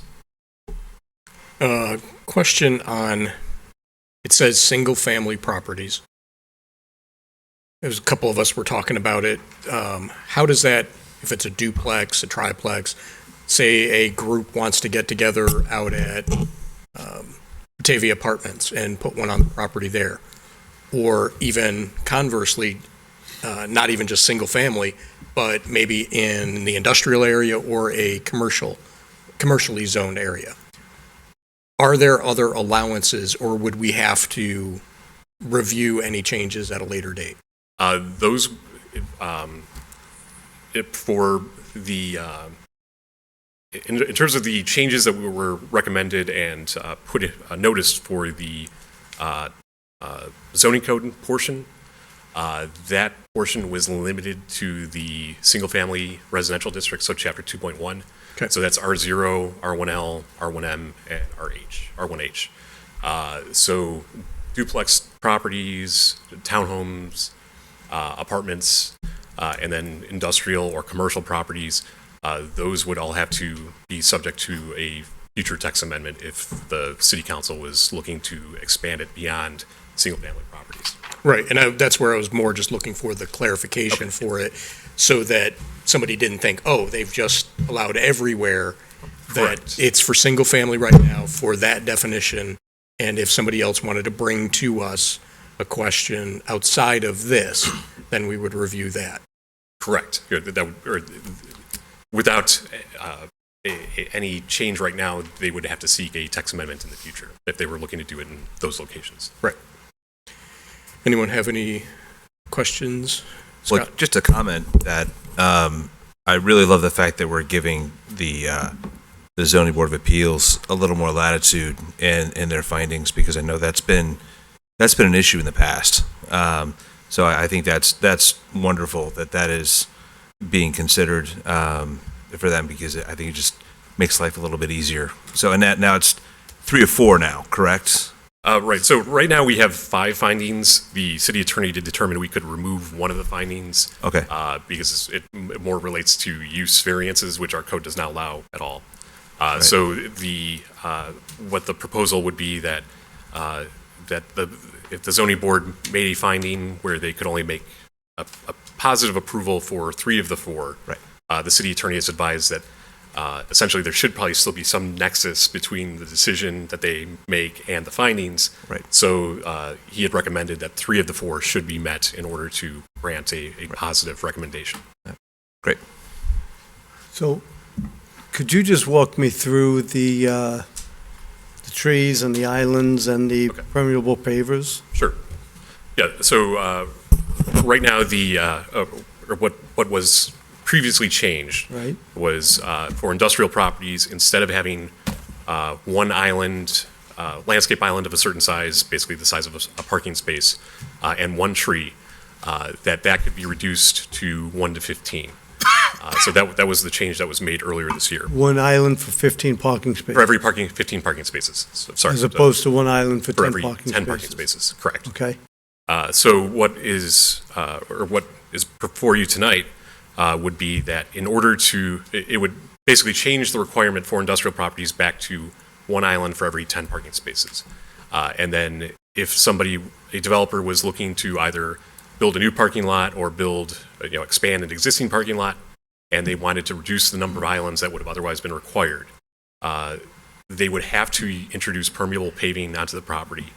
And the code would specify that it would have to be in relation to, or in conjunction with an approved stormwater plan or amendment to a stormwater plan, essentially to make sure that the permeable pavers are actually doing something. Doing something. Not Thank being, you. Thank you. I was decorative. like, we're not just putting permeable pavers in one parking space, are we? Right. So thank you. No, so they'll put it in conjunction with a plan for stormwater retention or stormwater, okay. Right, and essentially it would be for every 2 parking spaces that you provide in a permeable surface, you could reduce 1 island up to a rate, a provided rate of 1 to 15. So.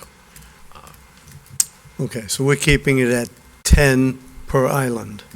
And if someone comes before us And like the gentleman came before us, was it 3 months ago, and said, you know, it works for him. He did everything right for us, but it worked for him, so we have that latitude. Right, so if somebody comes in, actually, how the code is written, they would not necessarily have to, it wouldn't necessarily be a variance, but as part of the design review, they would have to demonstrate that they Okay. have, Perfect. they're providing it at a rate of 1 to 15 with the permeable pavers as required up to that certain number that they've removed. All right, thank you, Drew. Abby? And just to point out too, it's in there as well, any of the displaced trees that would have been in a landscape island have to be located somewhere else on the property, correct? Correct, and that would be a change from the current version of the ordinance, which basically just says Take you it out. provide 1 tree for every island, and that's it. Thank you for engaging with the Environmental Commission on this. Mark? I think it's a start. I was hoping for more, I guess. I was hoping for more ways for people to earn credits, and maybe this just helps with the permeable portion of it, but it doesn't help with the heat island because it's still not changing anything. In fact, probably making it worse because there's going to be more blacktop, or there's going to be something that's absorbing heat. I want to keep on having the Environmental Commission come to us and give us more ideas on different things, whether we're going to incentivize it to say, hey, if you're going to throw solar, then you get this benefit. If you're going to have charging stations, you get this benefit.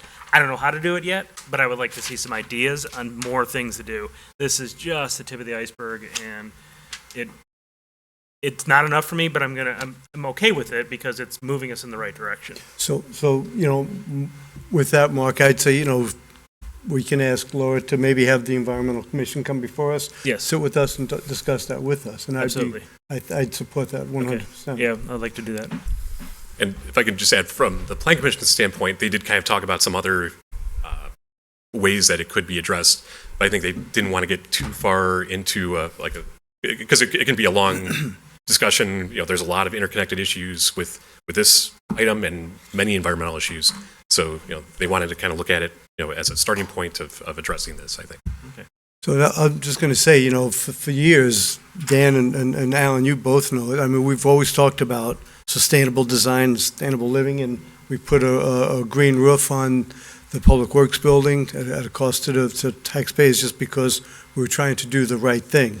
And so it's just another step in that direction, and maybe we lost sight of it with all the budget things and trying to find, you know, revenues, but at least now, thank you for pushing that button, because we can start to focus again on that, because it is the future of our children, and so I think it's a good thing we should start to initiate again.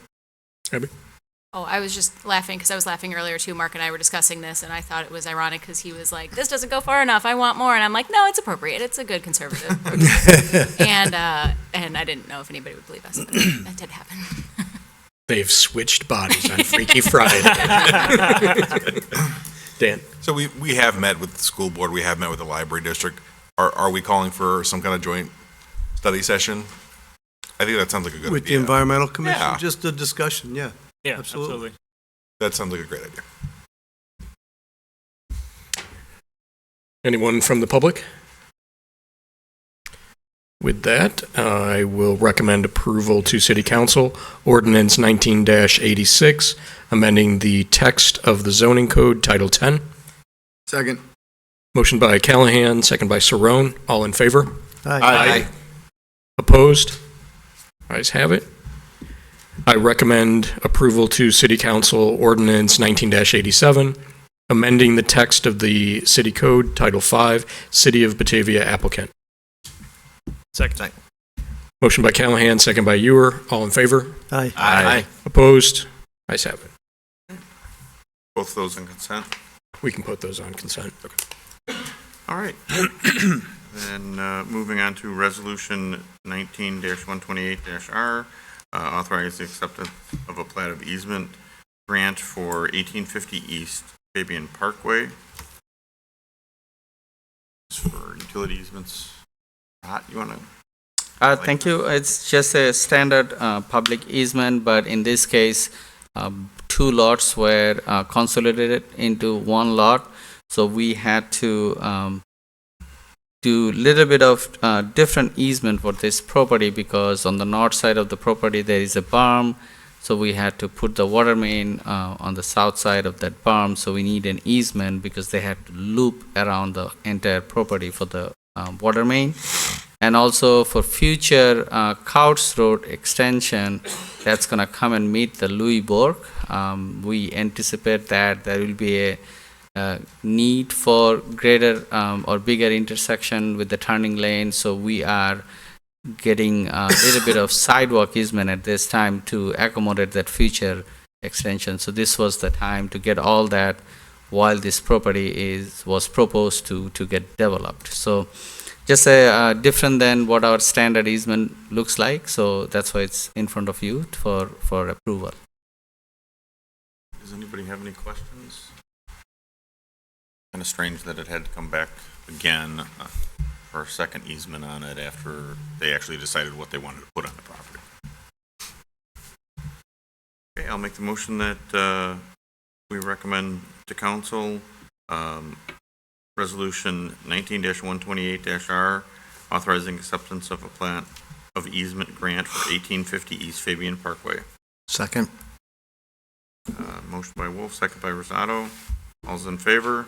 Aye. Opposed? Motion carries. Thank you. All right.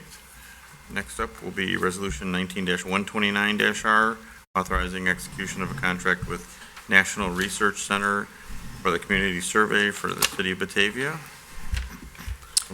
Yeah. So the city used to conduct more regular surveys. The last survey that we did was back in 2018. We did use that information to help us with our strategic action plan. Staff is recommending that we engage with National Research Center for a standardized survey. And if you had seen the memo, it helps us to compare our results. We can do some benchmarking. It does certainly reduce the amount of time that staff spends on compiling information. There's an opportunity for even to gather Spanish results, and everything is sort of all one-stop shopping. The ordinance is calling for an amount not to exceed $25,000, but we had a proposal here for $15,690, and it includes some sort of a la carte services. So I will turn that over to Laura to explain. Yes, when we last discussed it, the à la carte services that were provided, we were interested in most of those.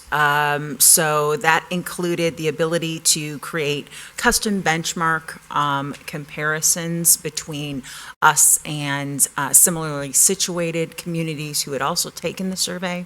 It allowed us to do geographic subgroup comparison charts so that we could analyze the information according to the different wards. As was mentioned, it allowed us to have a Spanish translation of the survey to increase the number of people who would have an opportunity to be able to respond, as well as demographic subgroup comparison report. And then we wanted the ability to ask an open-ended question so that we could gather information on a topic, whether it be about the dam or whether it be about a second bridge. We could customize the survey for our needs in that regard.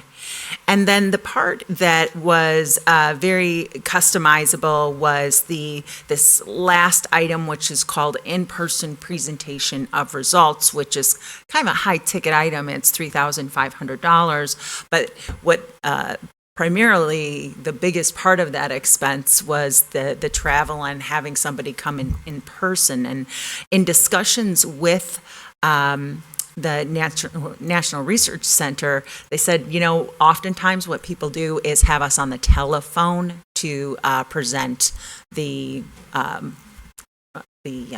PowerPoint of the results information, and it offers an interactive experience. So that's probably an area where we could save a few dollars. But all of the other things, I would recommend that we include. Open it up for questions. So Laura, we're comfortable with the sample size of 1,700 households as opposed to the 3,000 households? Yes. Okay. Historically, how often do we do surveys?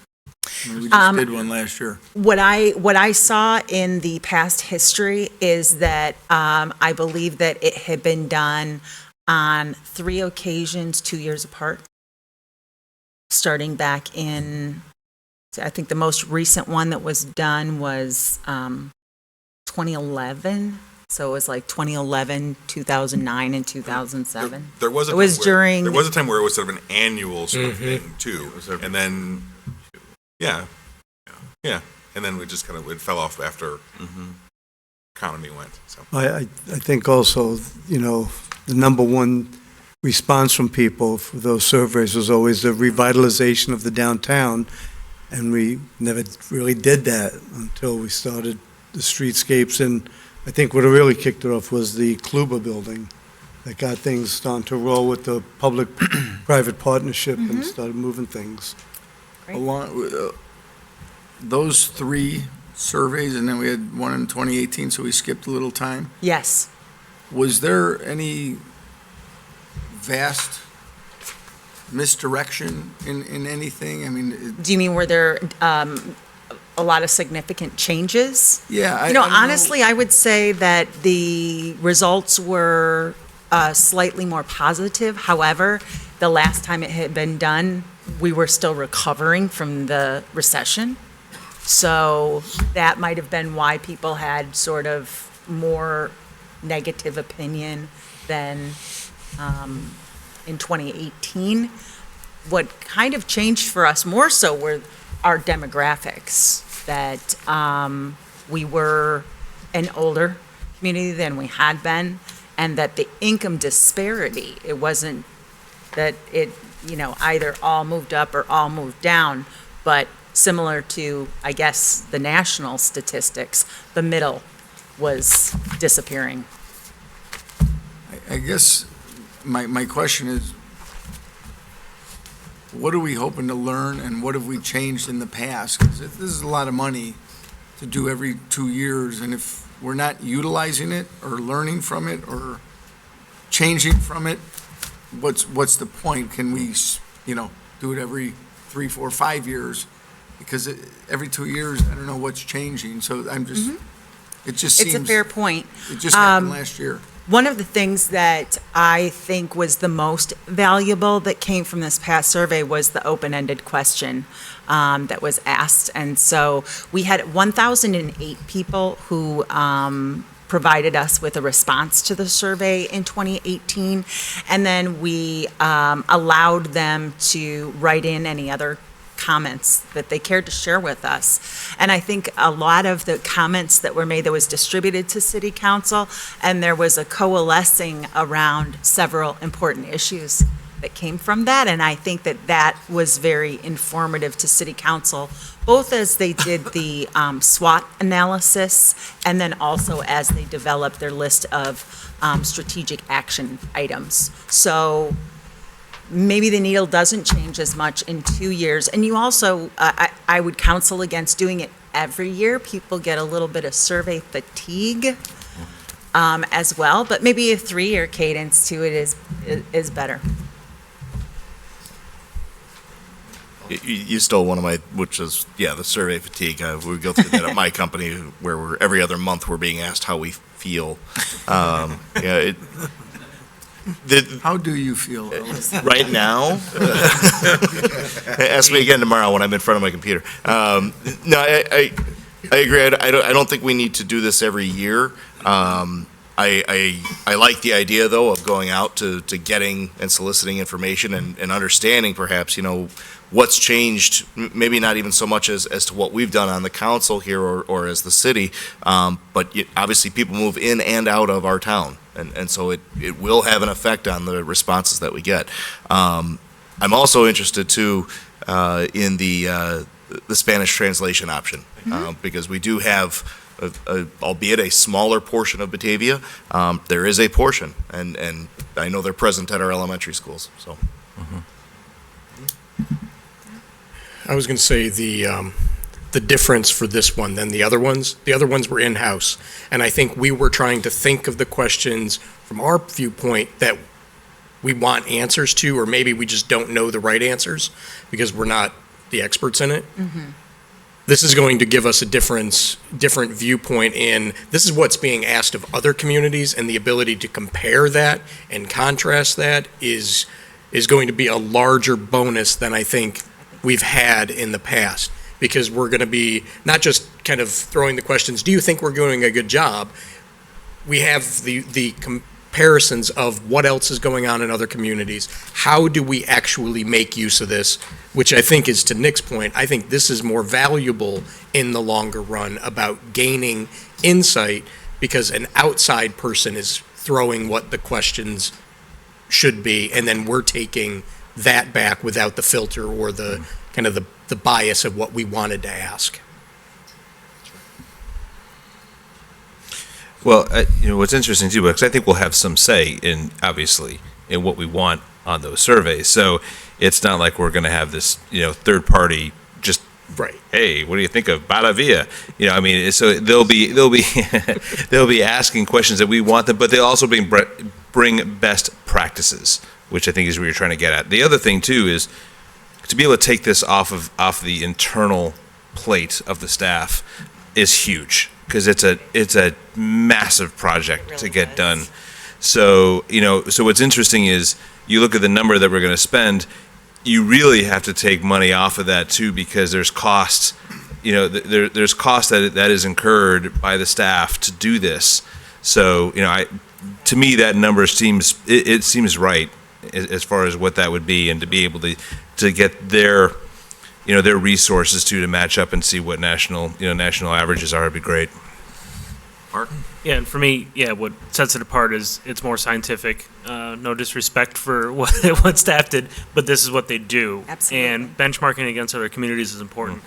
I don't know that I would even go as frequent as 3 years when we do this, because there's some things that are going to be actionable that I think we'll know that we make changes on, but there's other things, especially when you get to an open-ended question, that are going to be much harder to take action on because they take millions of dollars or whatever it is. So turning around every 3 years and saying, how do you feel about us now, when we haven't addressed a large project that somebody wants, say a bridge, or we haven't explained to people that a bridge is probably not feasible anymore, or whatever that answer happens to be, we're not going to gain any benefit out of it, and we're just going to spend a lot of money too quickly to hear the same answer. Follow-up clarifying question. You had said the geographic subsectioning by ward. I thought it was only up to 4 areas that you could designate. Is that an add-on? Quadrants. I'm not sure. 5? It's 5? Kind of like quadrants. So what are we proposing then for the 5 areas? Because that would obviously not align to our ward map. Yeah. It says it's Third ward. It's up to 4. Just do the 4. All these. Yeah, maybe we just do the 4 quadrants. The first ward's going to be done with foreshadowing. Bozeman temporarily. That's one of the ways that's the 4 quadrants is what we did in the survey that we did in 2018. So maybe we should just stick with that. Something that I haven't mentioned yet, but if you go to this National Research Center's website, this also provides us with an opportunity for national recognition for being an awesome place to live. And I got to be honest with you, that was kind of the kind of competitor in me. I thought, well, that would be really cool for us to get nationally recognized for the great things that we're doing here in this community. And that's just another bonus that kind of goes along with it, is that kind of opportunity. Mr. Mayor, what are your thoughts? Well, I mean, I think this is a very changing community relatively rapidly. We have some phenomenons that are happening here. One is that we seem to be having in the real estate world a lot of younger couples moving into all the older neighborhoods. That's an interesting thing, and I'm not sure where that's going, but it's happening in relatively high number. And the other thing is that we've added a significant influx of senior living people in this town, many of them whom are chasing their grandchildren because they're already here. But now we have 5 senior living communities about to be in this town. We've increasingly added them. Now we got a 5th one under construction out there behind Walmart. So I think for us to have an accurate, updated picture, we got to do this every so often. We can't, delay it 3 or 5 years and think that we're going to be really still on top of what's the reactions and the sentiments and the opinions that are out there. This is a rapidly changing world here, and we need to be able to, I think, give the staff some really updated thought process as to what they're happening. Joe, I absolutely love the idea. I understand the benefit we're getting out of it. My question is the timing of it. We spent 2.5 months discussing the 2020 budget and talking about spending and how can we cut spending and looking at what's budgeted. This will be the third item since we passed the 2020 budget, totaling close to $90,000 of spending unbudgeted leftover funds. That's $90,000 that would have been carryover into 2020 reserves that are being spent in December, and I question the process we use tied in with the budget to come in and get some of these things at the year end. So this is something, what I'm bringing here tonight was discussed months ago. Exactly. So it's something that we knew when we went into the budget process. So it isn't something that's just being sort of sprung up after that conversation happened. And back when we discussed it, we said, we could put it in the 2020 budget if you want to do that, but putting it in this year's budget offers us the opportunity to release that survey to the community earlier while everybody's holed up in their house for winter time. That seems like we might have a better opportunity to get a better response rate if we're able to get this out into the community in January or February, to generate a higher response. But certainly it's not something that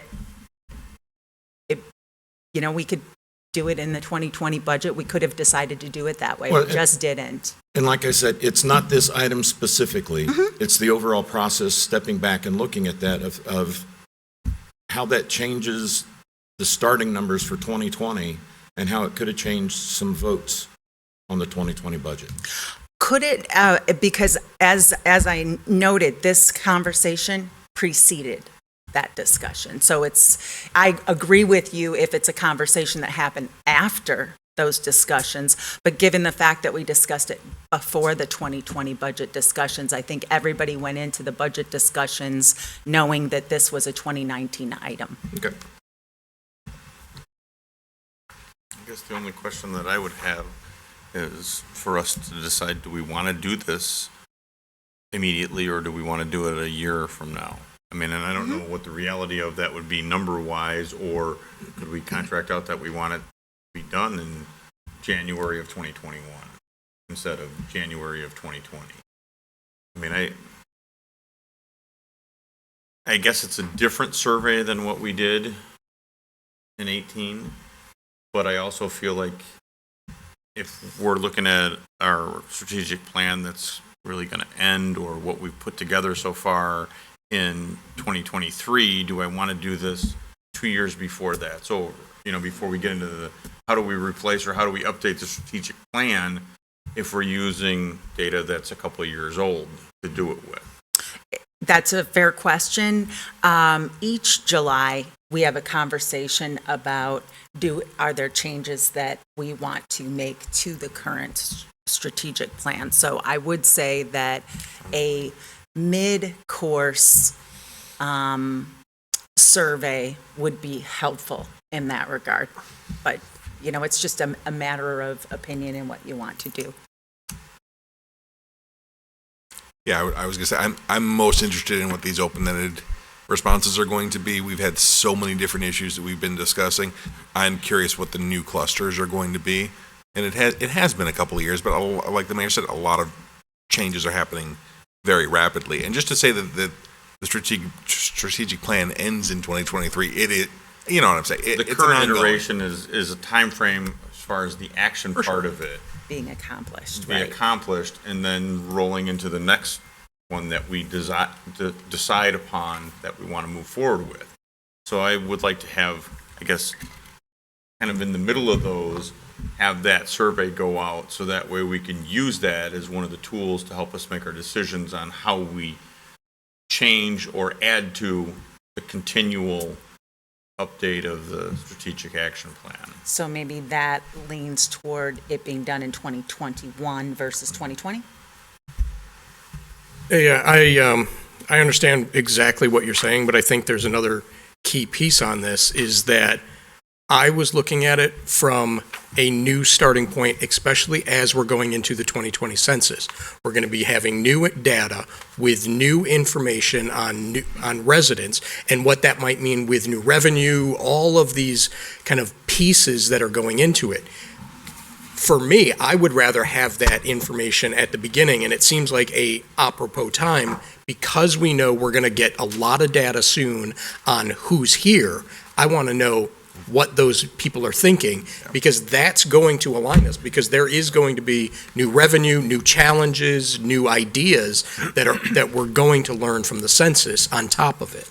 So I do understand that it was if you put it relation to the 2018, yes, but this is a different study at a different time that is kind of unique for these circumstances. When does the census info come out, do you know? Couple months. March. Yeah, it's not that. March it's of the not that following long. year. Yeah. Yeah, because what happens is you're supposed to respond by April 1st, but then they're knocking on doors through August. And then in the last quarter of the year is when they're compiling all the information, and March of the following year is when it gets reported. Yeah. So that following year being 2021? Mhm. So this will give us a baseline, kind of, going in. I just wanted to put it out there to see what the rest of the council. No, There's no right or along wrong. with- Right, no right or wrong. it's either we do it Along with before the Marty's census, thinking, after the though, census. why wouldn't we do it in January of 21 to align with the results in March of 21? You could do that then, too. Sure. That's kind of where I'm at. If we're not going to see the results until then, if we're going to do a data crunching session, let's have all the data. Right. So I would say let's not do this now. Let's look to schedule it so that it coincides with when we'd expect to get that. That makes sense to me. Will we get the data if we do this in January of 21 by March? I believe so. Oh, okay. Yeah, and I guess that would be the thing, is we put it on the 2021 budget. No, let's prepay since it's already Well, budgeted. So if you want the survey done in January, that would mean that staff would need to work with the company in December, and so it would Yeah. need to be part of the 2020 budget. So we would do a budget amendment and fund it with reserves. And I guess the question as well that I'm still kind of trying to figure out, to go back to where we were, what's the right cadence of doing this? Because again, I don't think it should be every year. No. I don't know if every other year is too aggressive or not. I don't know if every 3 years is too far apart either. So I'm not sure what the right balance is there. Just a quick question. You said we would have to pay for it out of reserves because of a budget amendment. I thought we had, that it was being paid for this year solely on already existing. So that would still just kind of carry over, right? No, because it was a professional services line, and so we estimate our needed professional services, knowing that there are items that may come up during the year that are unanticipated, so that we have funds available. Like, for instance, that ATLA survey and appraisal that we had talked about, that's something that came up and we need to do it. And so what happens is we get to this point in the year, there's an opportunity that we have. If we want to do the survey in January, we don't have to, but it just happens that those funds are available.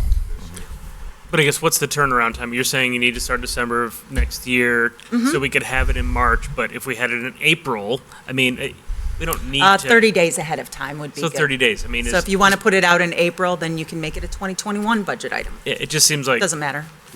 We just voted on a budget, now we're amending it, and we haven't even gotten anything.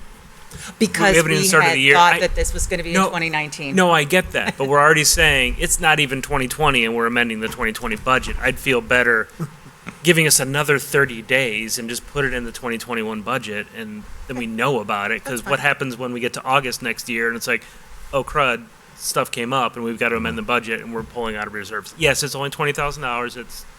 We're getting ticky-tacky, but there's a lot of things that if we're trying to save money, just like we all do at work, we celebrate if somebody saved $150 last week.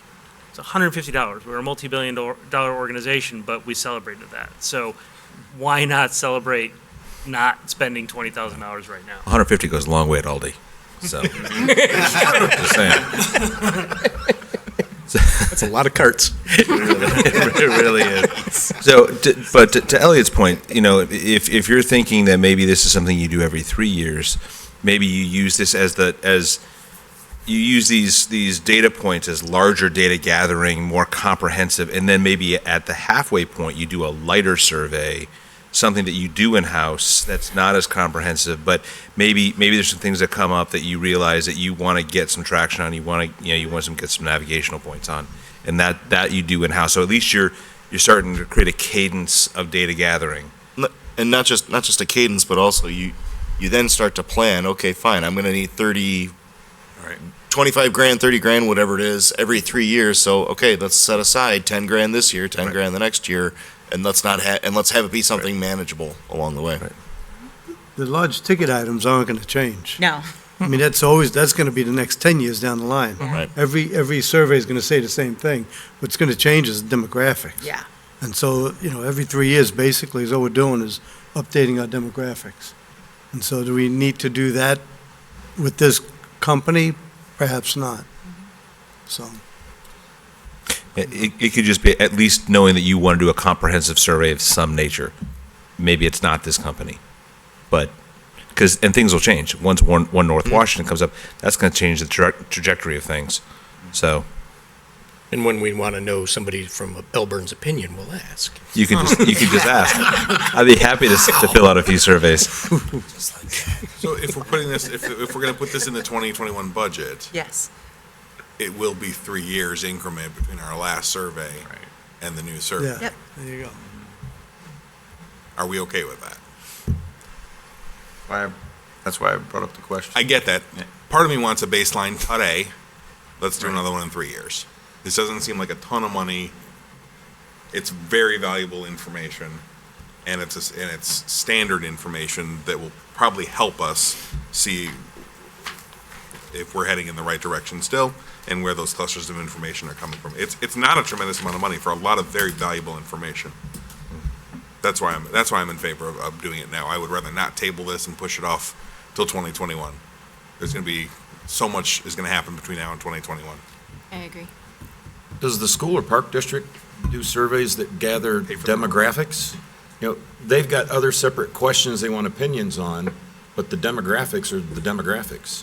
Do they have something that's recent or coming up? I believe that the Park District recently, in conjunction with building up to the referendum, they did a couple of community-wide surveys. I wonder if it included demographics and if it was wide enough to be statistically relevant, which NRC would probably talk about, and if it's something that is information that the three bodies can share with each other so that nobody has to keep doing it. If one group's just done one and it's recent and relevant, we've got a starting point. So if the demographics of how old people are and whether they're male or female and how many members are of their household, if that's the only information that you're looking for, then yes. But I sense that what information we would be looking for is an evaluation of the services that the city is providing and whether they feel those are adequate. So the Park District didn't touch on any of those issues. But you can get somebody's other demographics, age, sex, median income, kids, number in a household. You can see trends looking at, if we did one in year one, Park District did one in year two, school did one in year three, we can see a 3-year trend on that. It doesn't tell you what they Actually, that want. information is available on CMAP Yeah. already. They have city snapshots, I think is what it's called. And it's about a 6-page report, and it will give you the demographics for any of the communities in the Chicagoland area. So we already have that. On some level, that that's info. people watching, though. You can count the people walking down the sidewalk, but you don't stop them and ask them any questions. It doesn't really matter. This is what this is for. This is to inform your planning. Yeah, just one point to what Alderman Knopf brought up.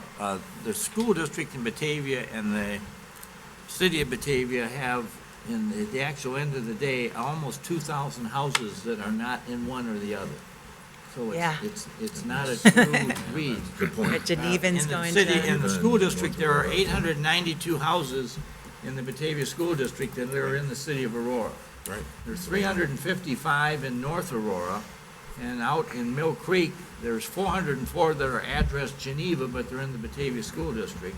And then we have the Batavia Highlands and part of the subdivision behind the Walmart that are not in, they're in Batavia, but they're not in the Batavia School District. I'm Geneva Libraries, Geneva Parks. And so we're dealing with boundary lines that were drawn in 1849. And Where the it gets you farmers and I wanted up to send their today, kids so to you school. don't, it's not the Yeah, same. that's, good point, thank you. As Joe just kind of brought up about the, the discussion about services apart from the people side of it, gauging their ideas and their thoughts on services, it popped in my mind the discussion that we had during the budget where we said, well, we're going to come to a point where we may be, what services are important that people want? This may influence that for going into budget discussions as to do we want the best services? Well, if service A, B, and C aren't even wanted anymore, why are we doing it? So I think I understand the putting it off and not putting it off, but I try to figure out what are we going to gather today, and do we need it today to influence budget decisions, planning decisions, and all of those things. We're going through a growth phase. I want to make sure that we're growing smartly and that we're doing the right things and investing the right way. And so that's where I go. The return on the investment for the 15,000 for this year it kind of does tie with a lot of things we're actually doing that should influence our decisions.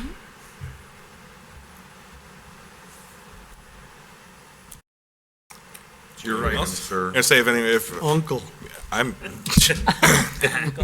I'll go ahead and make a motion then. I would recommend that we approve Resolution 19-129R and executing a contract with NRC for a community survey.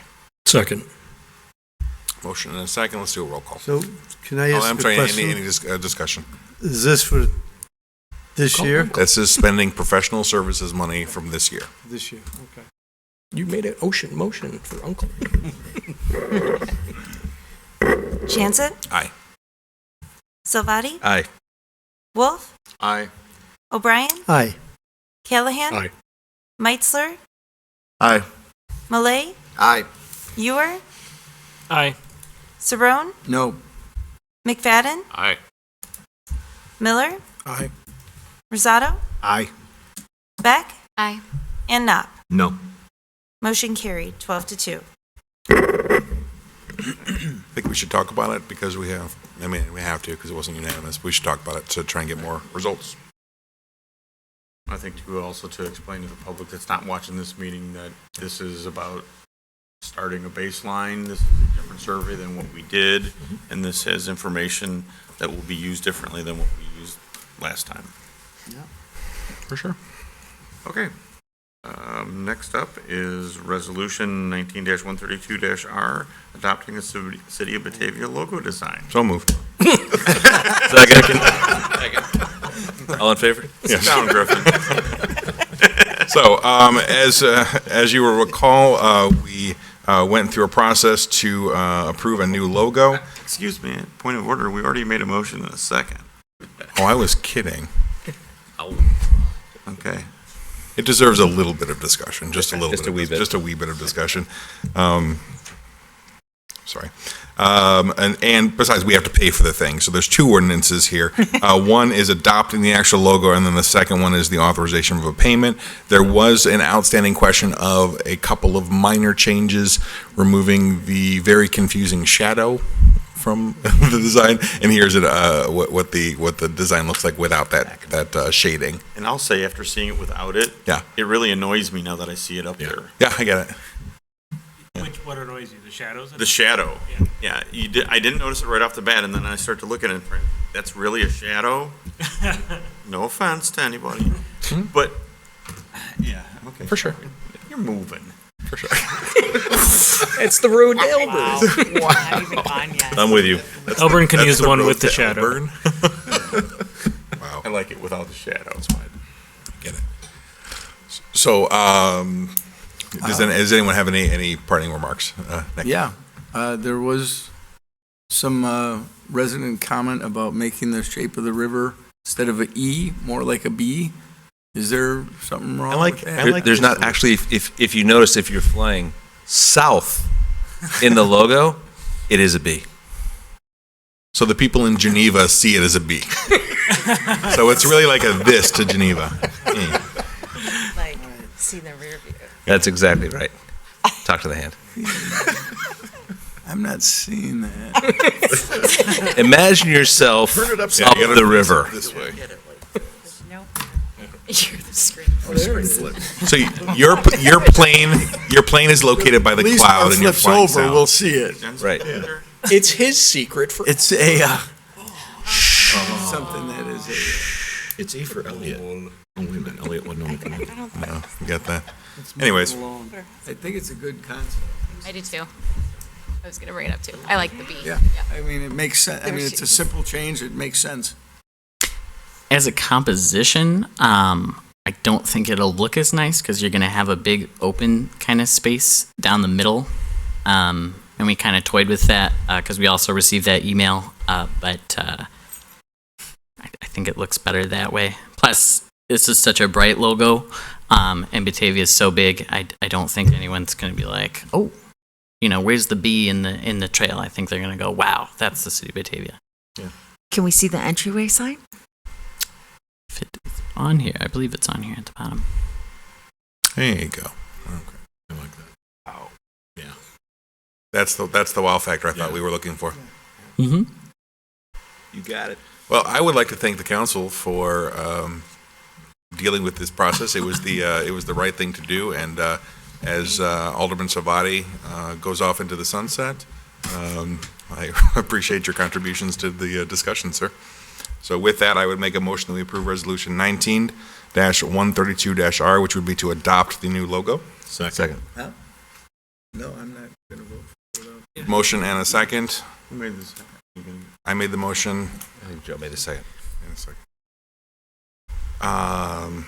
Hate to All those in. comment. Well, What's that? Any more discussion? comment. Yeah, more discussions. 'Cause Oh, it just seemed like we glossed over. With all respect, Griffin, Mhm. I don't. Can we see what the B looks? Can we see what the B? I hate to do this. It stinks that we want to keep on dragging this out, but I don't know what it looks like. It was You can in the tell me email. that there's gonna be a big gap in the middle, but I don't know what it looks like if that is a B. It was in the email we received. There was a mock-up of it. Was it flipped around? Yeah. Mhm. Well, that was the remember residential mock-up, not the professional mock-up. I see. I I, just don't understand see it. I that. see it. I saw it. It didn't resonate with me as much. It didn't bother me as much. Because I think when you turn it around, then the cloud's not in the right, to me, it's not in the right. There's a motion aspect to this too.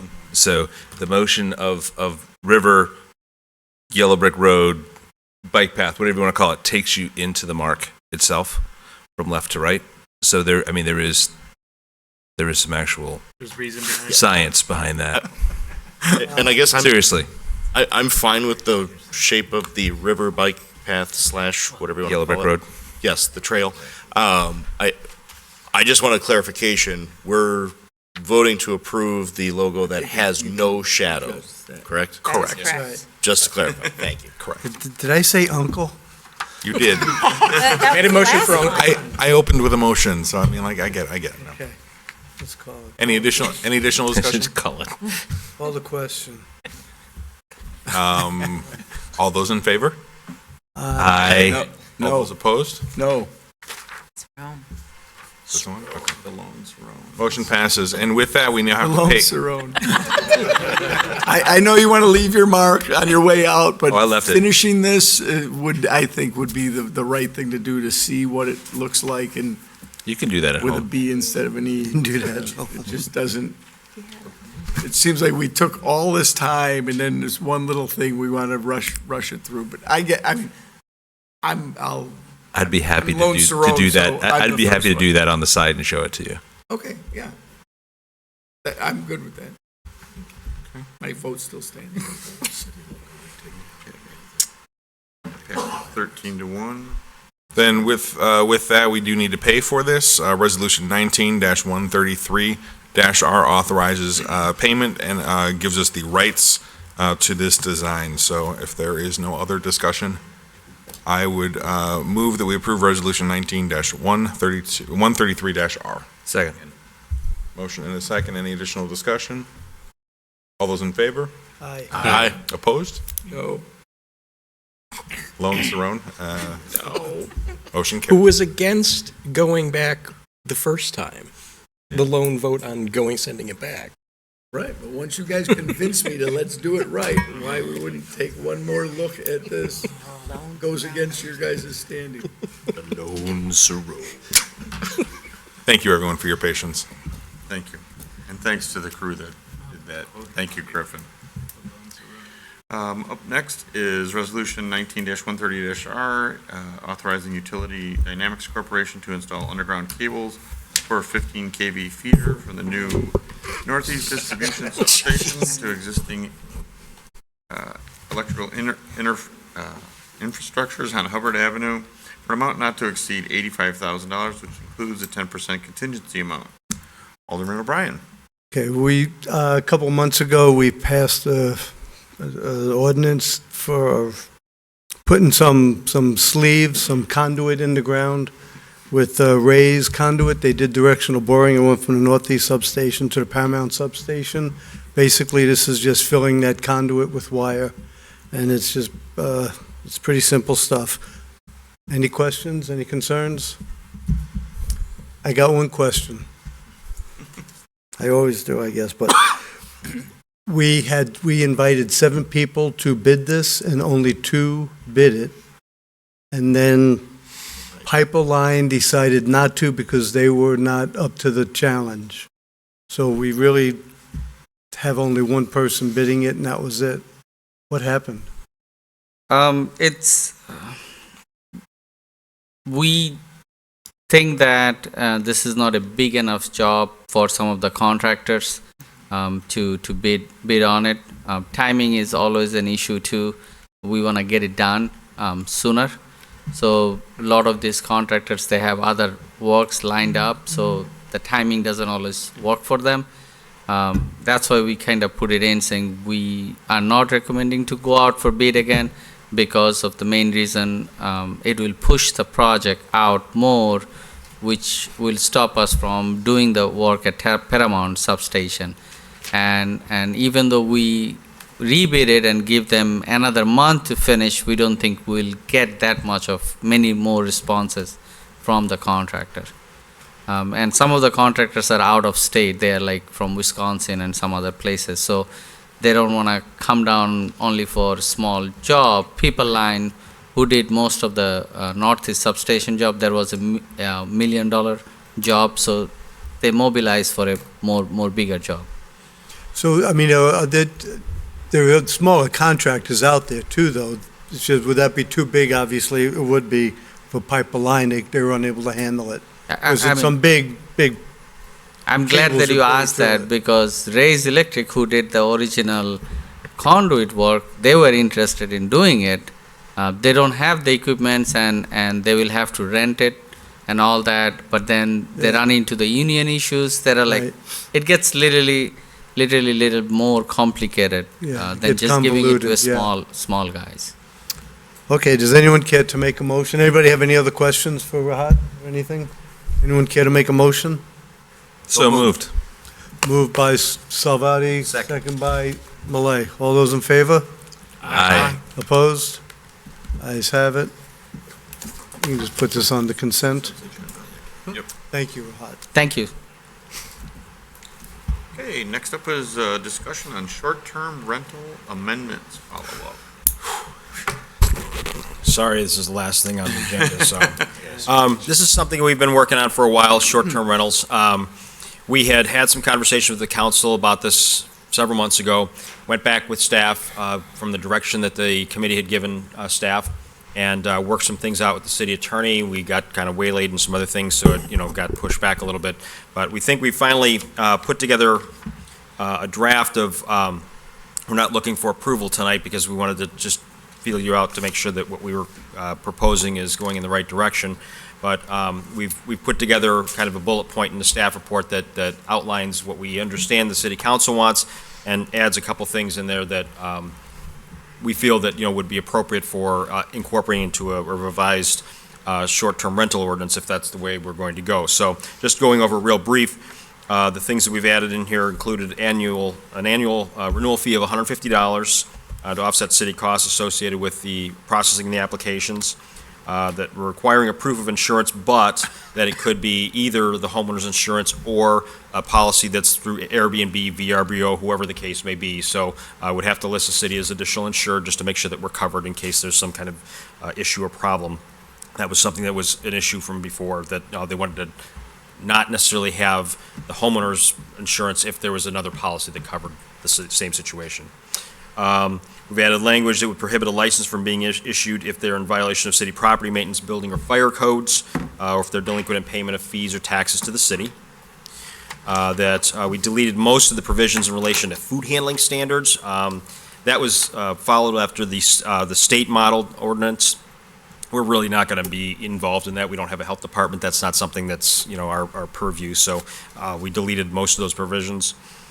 We amended the sanitary requirements in the existing ordinance to clarify the requirements cited in the current ordinance. Does require them to provide individual bars of soap and shampoo and clean bath towels.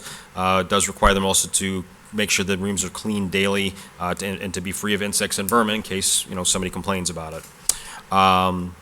Also amends the fire regulations. This is the biggest issue that we had with these, to not require B&B accommodations to be sprinklered. It does require the alarm system, but the sprinkling was a big issue because of the type of occupancy, and so we wanted to take that out because that was just not practical for single-family homes to sprinkler them for B&B purposes. Would also require a display of an exiting plan so that people that do live there or are occupying it as temporary guests could see exactly how to get out of the building if they should need to in an emergency. We also added in a new bed and breakfast tax. So the hotel tax right now is a 3%. But with our agreement with the Convention and Visitors Bureau that is a 5-year term, we hand over 90% of those revenues to them. So we would only get 10% of any of the accommodations rates, which is not a lot of money. So what we look to do is that to give us a little bit of funding for this is to create a bed and breakfast tax of an additional 2% that we would collect 100% of. So that would not go to the Convention and Visitors Bureau, that would go strictly to the city as a tax that's collected on bed and breakfast type of accommodations. So it's still not going to be a lot of money depending on how many rentals we get, but it is something. So that's how we looked at it.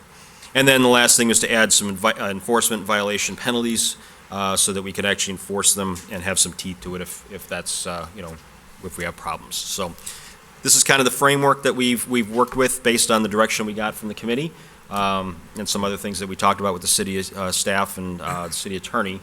So looking for direction from you. We would need to amend the city code regarding bed and breakfast, and then we also need to amend the zoning ordinance to change the conditional use to the administrative use permit, which is the easier process that was also talked about as being too difficult as well.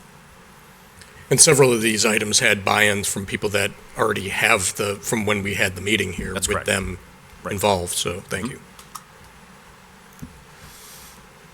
Dan? These do seem reasonable and appropriate. I'm just curious, did you get any feedback from the Realtors Association? Because I know that they were interested in this one as well. No, we too. did not. No. We can reach out to them, but we did not as part of that yet. Okay. Marty. Yeah, I guess I was never in favor of doing this to begin with because I thought we were just doing something that wasn't really a problem. I know we had one house that was typically a problem. That's no longer a problem. This helps, I think, ease some of the burden that was out there before, which is kind of the problem I had with it. It was just legislation for the sake of legislation. And I like this better. I would still not want it at all, but I'm more in favor of the changes now. Mike? Scott, how many units are out there renting? It's a moving target. They float, but we have probably about a dozen right now that are out there, and I think It's there were up to nothing 15. out of hand, it's nothing Right, wild. but it keeps growing, though. I mean, when we first started talking about this originally, there was one, and then it became, I think, 8, 7 or 8, and then now it's 12 to 15, somewhere in that vicinity. And we are the number 41 beach community in the United States, so that's just going to get bigger. It is. Abby? I have a question on one of the sanitary requirements. It shows that the rooms in which guests are to be accommodated shall be cleaned daily. I've stayed in a lot of Airbnbs, even in Batavia, and I've never had my room cleaned for me. It's always At the B&B? at an Airbnb. You've had your rooms, you've So had I the was- owners come in? I was gonna say, the only reason I can afford to go to Mexico is because I stayed in Airbnb and it's so cheap. And they all come with room cleanings and they'll come twice a week if you want them to. I have never, Absolutely. ever had an owner come in while I was staying there. I mean, you Me neither. schedule it with them. So like I had a beach day, that's the day they clean the place. Then I came back and the place was immaculate. I have never, ever seen that. I mean, if somebody's renting it and they say, you know what, I'm fine, you don't need to clean it, I mean, we're not going to be sitting there, the cleaning police necessarily. Sure. But if we get somebody, complaining that the U-room hasn't been cleaned, then we would. You could certainly change daily to weekly or as agreed upon by the parties. That's not Regularly. What's that? Regularly. Well, if you're staying there for a month, so every time I've stayed, it's been for 1 week. They've done it twice. Once midweek and once like just before you leave, just to make sure it's tight. I'm with Abby. I've never had it until you leave, and then Yeah, you have a cleaning fee, but they don't come in until you leave. exactly. Yeah. We stayed in the island for 10 days. We cleaned it. Right. I thought you were going to bring this up, but the requirement for bars of soap and shampoo, if they're putting out dailies, that's actually being done away with in hotels due to they're not providing that anymore. Is that something that we have to require them to do? Because I think people are going to start getting used to, you have to bring your own soap and shampoo. Well, just to clarify, hotels aren't not getting rid of that. They're switching to full bottles, like Yes. with. Okay, So there's a That's dispenser type things, Dispensers, liquid that's soaps and things, yeah, mostly what they're starting to move towards, so. The single use, I think, is what they were wanting to get rid of, but I guess But that would we don't fall the under that. I mean, economies of we scale would, yeah. for that either, too. The business model though kind of goes on reviews. So if you get to a place and it's a dirty place, nobody's going to rent your place. Right. People are going to maintain these things. We could actually probably remove that provision, and it wouldn't be that big a deal. And is it still in here that if it's a short-term rental, I can remember the conversation from last year, short-term rentals, the owner has to be on property? Correct. So it's Correct. either Or their a agent. duplex? Yeah. Okay. Suggestions? Anyone? Go with the red line changes and bring it back? Good with that? Is So it we're gonna agreeable? take out like the soap thing. No. You know, I mean, we can adjust that. I mean, that's fine. make available. Yeah, and so with the process from here is what we would do next is since it involves a text amendment for the zoning code, that takes longer. We'll do that first in front of the zoning board of appeals, plan commission, and then we'll come back with the finalized ordinance for both that and the zoning ordinance change as well. And to make sure that we don't have 1,000 realtors in here to have them. And we'll reach out to them and let them know, right? Mhm. Just Well, I think this is only going to become more and more normal. I think this is going to happen a lot more. Who do you reach out to, Better to be Scott? out in front of it now. For the Realtors Association? Yeah, we have a regular guy who's a lobbyist we talk to about it, so. He has gone to Springfield. He is not in that position any longer. He's not, okay, well, we'll reach out to his equivalent. Okay. Sounds great. Thank you. Great, thank you much. Direction from us? Yeah. Okay. And next up would be project status. Okay, just have a few items on my list. Funway has applied for their conditional use to add video gaming at Funway. Also, kind of a good story to tell. There was some bad news a few weeks back that the Bye Bye Baby store was going to be leaving. It has already been relet. There is a newer fitness group out there called Edge Fitness. They're, I think, close to opening up a location in Naperville. On their website, they say they're opening up 5 Chicagoland locations, and one of those locations is going to be at the former Bye Bye Baby in Batavia. So that's pretty cool. And that's a workout place? Yes. So do they have any kind of retail sales? They don't have any type of retail. I think they might have a very limited retail sales, but the nice thing is that it's going to be bringing in those people who will then frequent other Mhm. retail stores in the area. So if you can't get the retail sales, at least if they're going to bring in a lot of people, that will Right. be a bonus. And a filled storefront is a good deal. I also wanted to recognize our fire chief, Randy Dykey, who has been selected by the state fire marshal to serve on a statewide elevator safety commission. And then also, we like to emulate things that other communities are doing that are great ideas, the highest form of flattery being imitation. And there was a recent news story about the city of Bartlett and that they were providing an internet purchase safe area. And also Alderman Meitzler saw that story and forwarded it to us as well. And we have installed the signs there today, which is the west parking lot adjacent to City Hall.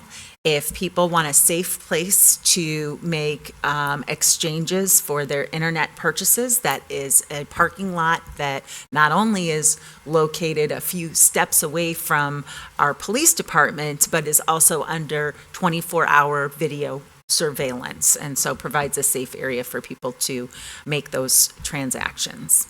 And the last thing I'd like to mention is that our fire department and our local VFW are partnering for a blood drive on Friday, December 20th from 1 p.m. to 5:30 p.m.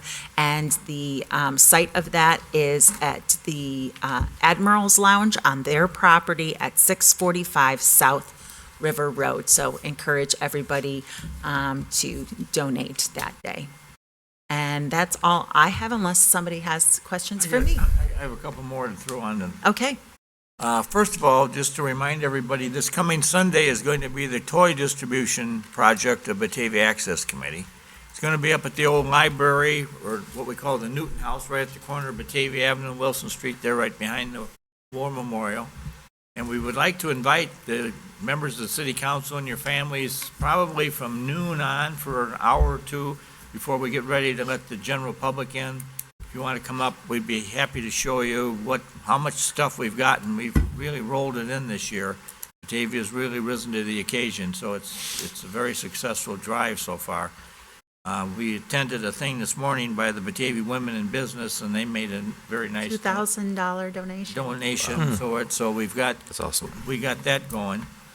I was at that, and then I had to leave because I had another invitation today. I was invited by the Illinois Toll Highway Authority to come out to Route 47 and 88, where this afternoon at 1 o'clock, they opened the new full interchange at 47 and 88. And so it's right north of Wabansie Community College, and they're going to put a sign up specifically on the tollway to tell people to get off here to go to Wabansie.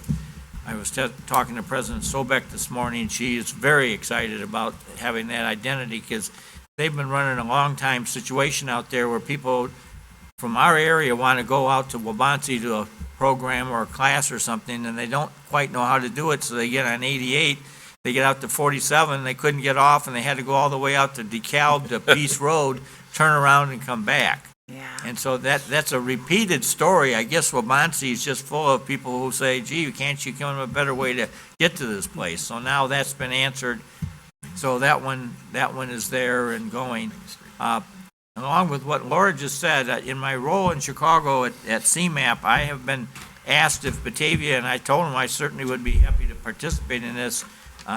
They're looking to develop a series of cities with good ideas, and they would bring groups to cities and specifically talk about some special thing that's going on.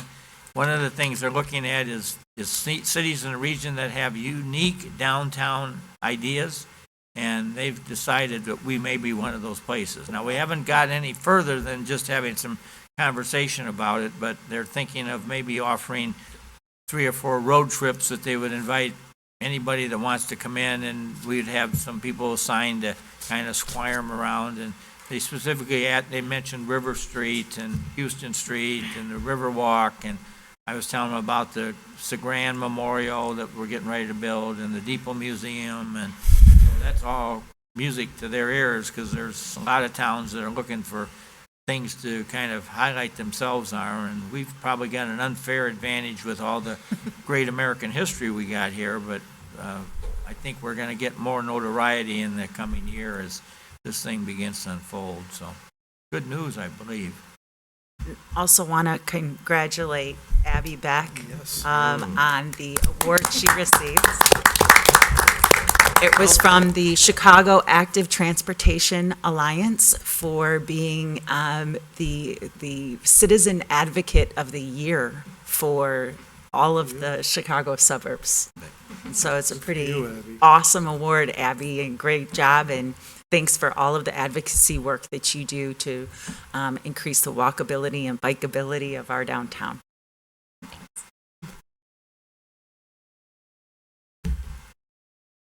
So, quick question, Jeff. You said noon? Because I thought Well, I it heard- opens at. I heard 1. It opens to the Public at public at 2. Okay.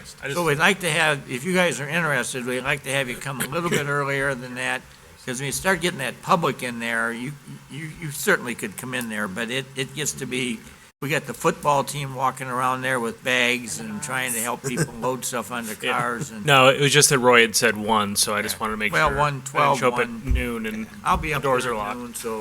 9 if you want.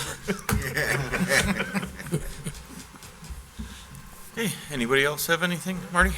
So 2 things real quick. The first one, the little llamas that were here the other night for the robotics competition, they nailed it. They left the judges stunned, and they took first place. They have qualified for state. So that was huge news. And then part 2 of that is, might as well throw Alderman-elect Barron's right into the fire. I'm going to ask that we, in light of the Geneva vote last night for the marijuana, might as well be, just advance it, figure out what limitations, and take a vote on it. I join you in that. I will join you on that as well.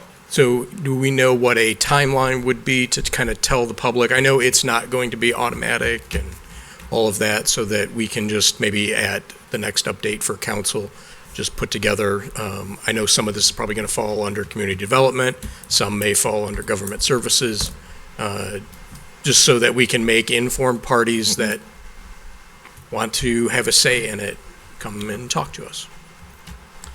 So are you asking there to be another meeting for a community conversation about whether they want to have recreational dispensaries in Batavia? No, I think that was when does it go to, it's got to go through planning and zoning first, right? Right. Do we, I guess. I think initially it would have to be a decision of the city council. I mean, because currently we have it in our zoning code that it's a prohibited use. So there would have to be just like the initiation from city council. We would have to vote So- to allow it. Exactly. Just like the And then it would have to discussions. go back through the And then go back. process. So we'll have that discussion about what is the process at So- the next city council meeting. Right, and if we could put it on at the beginning of the January I want to suggest you don't do this the next city council meeting. No, not that the next. January. Right. And you're asking for something different. You're asking for every other city that's had to have their 5 hours of testimony. They've Let's already- hash it out. Let's do it. We have not done ours yet. Correct. They've already gone through the process. We're the only one that hasn't gone through the process. Let's hear what people are saying about it so that we can be informed and make decisions. So what, we do want to have a community conversation We need about that, it. we need Okay. that one because we So haven't done that. We haven't taken testimony We yet. did Right. have Well, it on an agenda. We said, discussion, will the city of, and we actually had 2 meetings. So one meeting, we had the city attorney come in, and the city attorney did a presentation. And then about a month later, we had all of the departments of the city weigh in on what would be the impact if we allow recreational dispensaries, and that was on a public noticed meeting as well. And we had maybe Why- 3 people showed up. So we're the only ones that didn't get the 3 hours of testimony? then? Right. Yeah. Essentially. 'Cause it feels like there would have been more disagreement. Not a lot of people showed up. Yeah. Yeah, we had. It was surprising. So then is it just we need to talk about it? we just need to talk about it, then we need to vote on it. Right. Then let's do that at a committee of the whole meeting, and then make a recommendation to council to move it forward. That's your So what you timeline. want is a discussion item. Discussion again, item. A rediscussion item. Well, So we can vote on I mean, we did this. direction We item. put it as a discussion item on a committee in of the mind- whole meeting. but we didn't vote. We haven't voted yet. The one We thing did the one- text amendments, that's it. Correct. The direction was to do the text amendments to put the definitions in the zoning code, which defined all the different types of uses.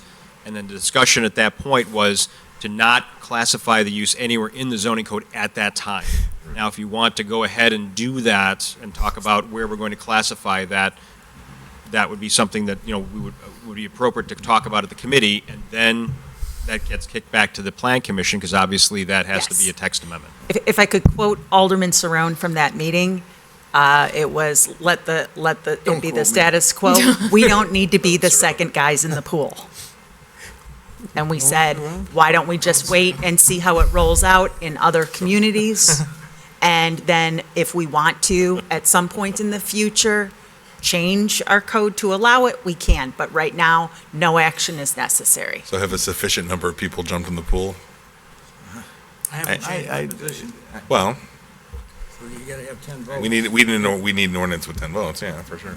But Yeah, I thought the discussion was about text amendments. We didn't open it up to public Right. for the concept. Oh, no, we did. of- We had a discussion about whether Yeah. we should allow it at two different meetings, the one with the city attorney, and then there was one that I prepared a second presentation that was all of the input from the city departments that would be affected by legalizing it. So what we would be doing is just reopening it again and having another discussion. So I think Laura, we certainly need to send a message that we're not gonna start this discussion after the first of the new year. Yeah, there's no time to have any of those discussion. That's why I'm saying that we move it towards everybody else. Everybody's all in the pool swimming around.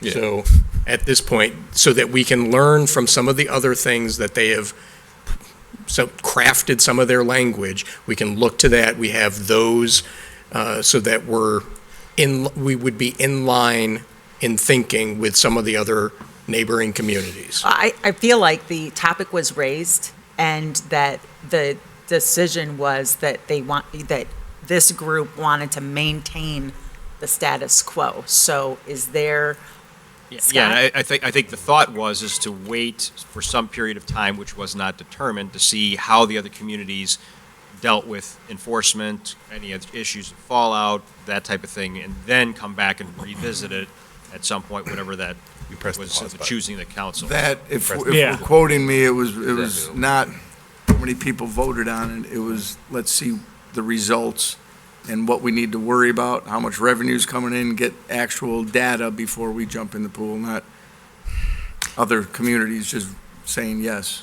well, we do have, we know from the legislation what the potential for revenue is. We don't know what the actual experience will be. Right. Only time will tell. Yeah, that's- And it'll take time to generate that kind of data. yeah, I think it's going to be a That long was my time. point. Well, It's going to be a long time before we see what revenue is. Yeah. And you wait too long, and then you never have the chance at that revenue because everybody else has Right. gotten them over the And- years. But number two is there was also discussion that there was some vagueness in the, and I don't know if it was been addressed or not. I thought they were going to talk about it, but I haven't seen anything. There was vagueness when it came to where they could be located because it had to do with this 1,500 feet advertising, but what constituted advertising? Does your name on the door constitute advertising? And That's actually been clarified Oh, with was the new it? amendment, with the new amendment that the Trailing legislature just legislation. did. So they don't consider on-building advertisement as advertisement. So that's a non-issue now. So the discussion is our discussion would have to be where can they be? That would be the biggest part of our discussion is where are we going to allow them to be, because that takes away what would have said they couldn't be anywhere but an industrial park because of the fact that where our parks and schools are. So that would be the biggest part of our discussion, and that may change people's minds. I have no idea. I think we've got a couple of questions to answer. We need to answer, are we going to allow it? And Where are they going to be? And then how long is it going to take before the state issues a license for somebody that's applying for it to be in Batavia? We also. And the third one, we can't answer because that's going to be something that's going to happen. And the longer we wait to get into that line, the less chance that anything comes out of the first two decisions. Plus, also, we just, to Joe's point about passing the budget and with the revenue projections and all that, we have $30,000 in there for marijuana tax. So we passed it without that 30,000 actually being accounted for. So we're short that 30 if we're going to keep putting, and we need to figure out where that 30 is going to come from. I'm sorry. We get state Can you clarify that? portion. Because, we do have cannabis tax coming to the city. And originally, they were going to distribute it through the LGDF, and they have now, in the trailing legislation, they've said that they're going to set it aside so that, because its use is restricted to certain activities, if they just lump it in with the rest of the local government distributed fund, we won't know what part of that is restricted. That's right, yeah. Now we will. So we get a share of the state tax. I thought the 30,000 was for if we have sales here. I'm not sure what 30 we're referring to. Right. That was regardless. If there was a $30,000 line in the budget, that was only included as the state share to us. Okay. We get that word. Not a local Which could be sales more. tax on recreational use, because we know that we don't have any recreational use, so we would not project any revenue for local tax on recreational use. I'm sure the state will be very clear and generous. And So my direction is, it's a discussion about whether we will allow recreational use and where we will allow it, Those are sometime the two, after the first of the year. Right. Recognizing that we need to have 10 of us in agreement if this is going to move forward Right. at Right. all. Okay. Does anybody else have any others? I have another. I got my vote. Pass it on down, Hand it over. I just want to say, it looks very festive in here. doesn't it? Nice job. It was a difficult choice. Yeah. The employees did a really great job decorating these trees. Did that, I don't know whose idea it was, but I think it's a great idea. Human resources. Great idea. Entire, Yeah. city departments to all be involved in it. Turned out really good. Everybody really embraced it. And I just have a comment. We had a power outage on the west side this week that extended a little bit because the first one got fixed and a second one triggered. So there were a number of houses that had extended period. I talked to two different citizens, and both of them said the electric workers that they went out and talked to were the most informative, nicest bunch of guys you could want to walk up to and ask, what are you doing? Why don't I have electricity? And kudos to them for the way they interact with the public and getting it back restored before everybody was out for too long. That was Perfect. awesome. That's Awesome because to that's hear our that. own electric utility. Yeah. And that's what we sell. That's It what we was sell so to nice to the, hear that. And we sell to the industrial park, we sell to everyone to come in here and buy our power. I came this close to saying you wouldn't get that with other electric providers, but I didn't. Yeah. Say it next time. Yeah. It comes in year 2, Joe. I move we adjourn. Second.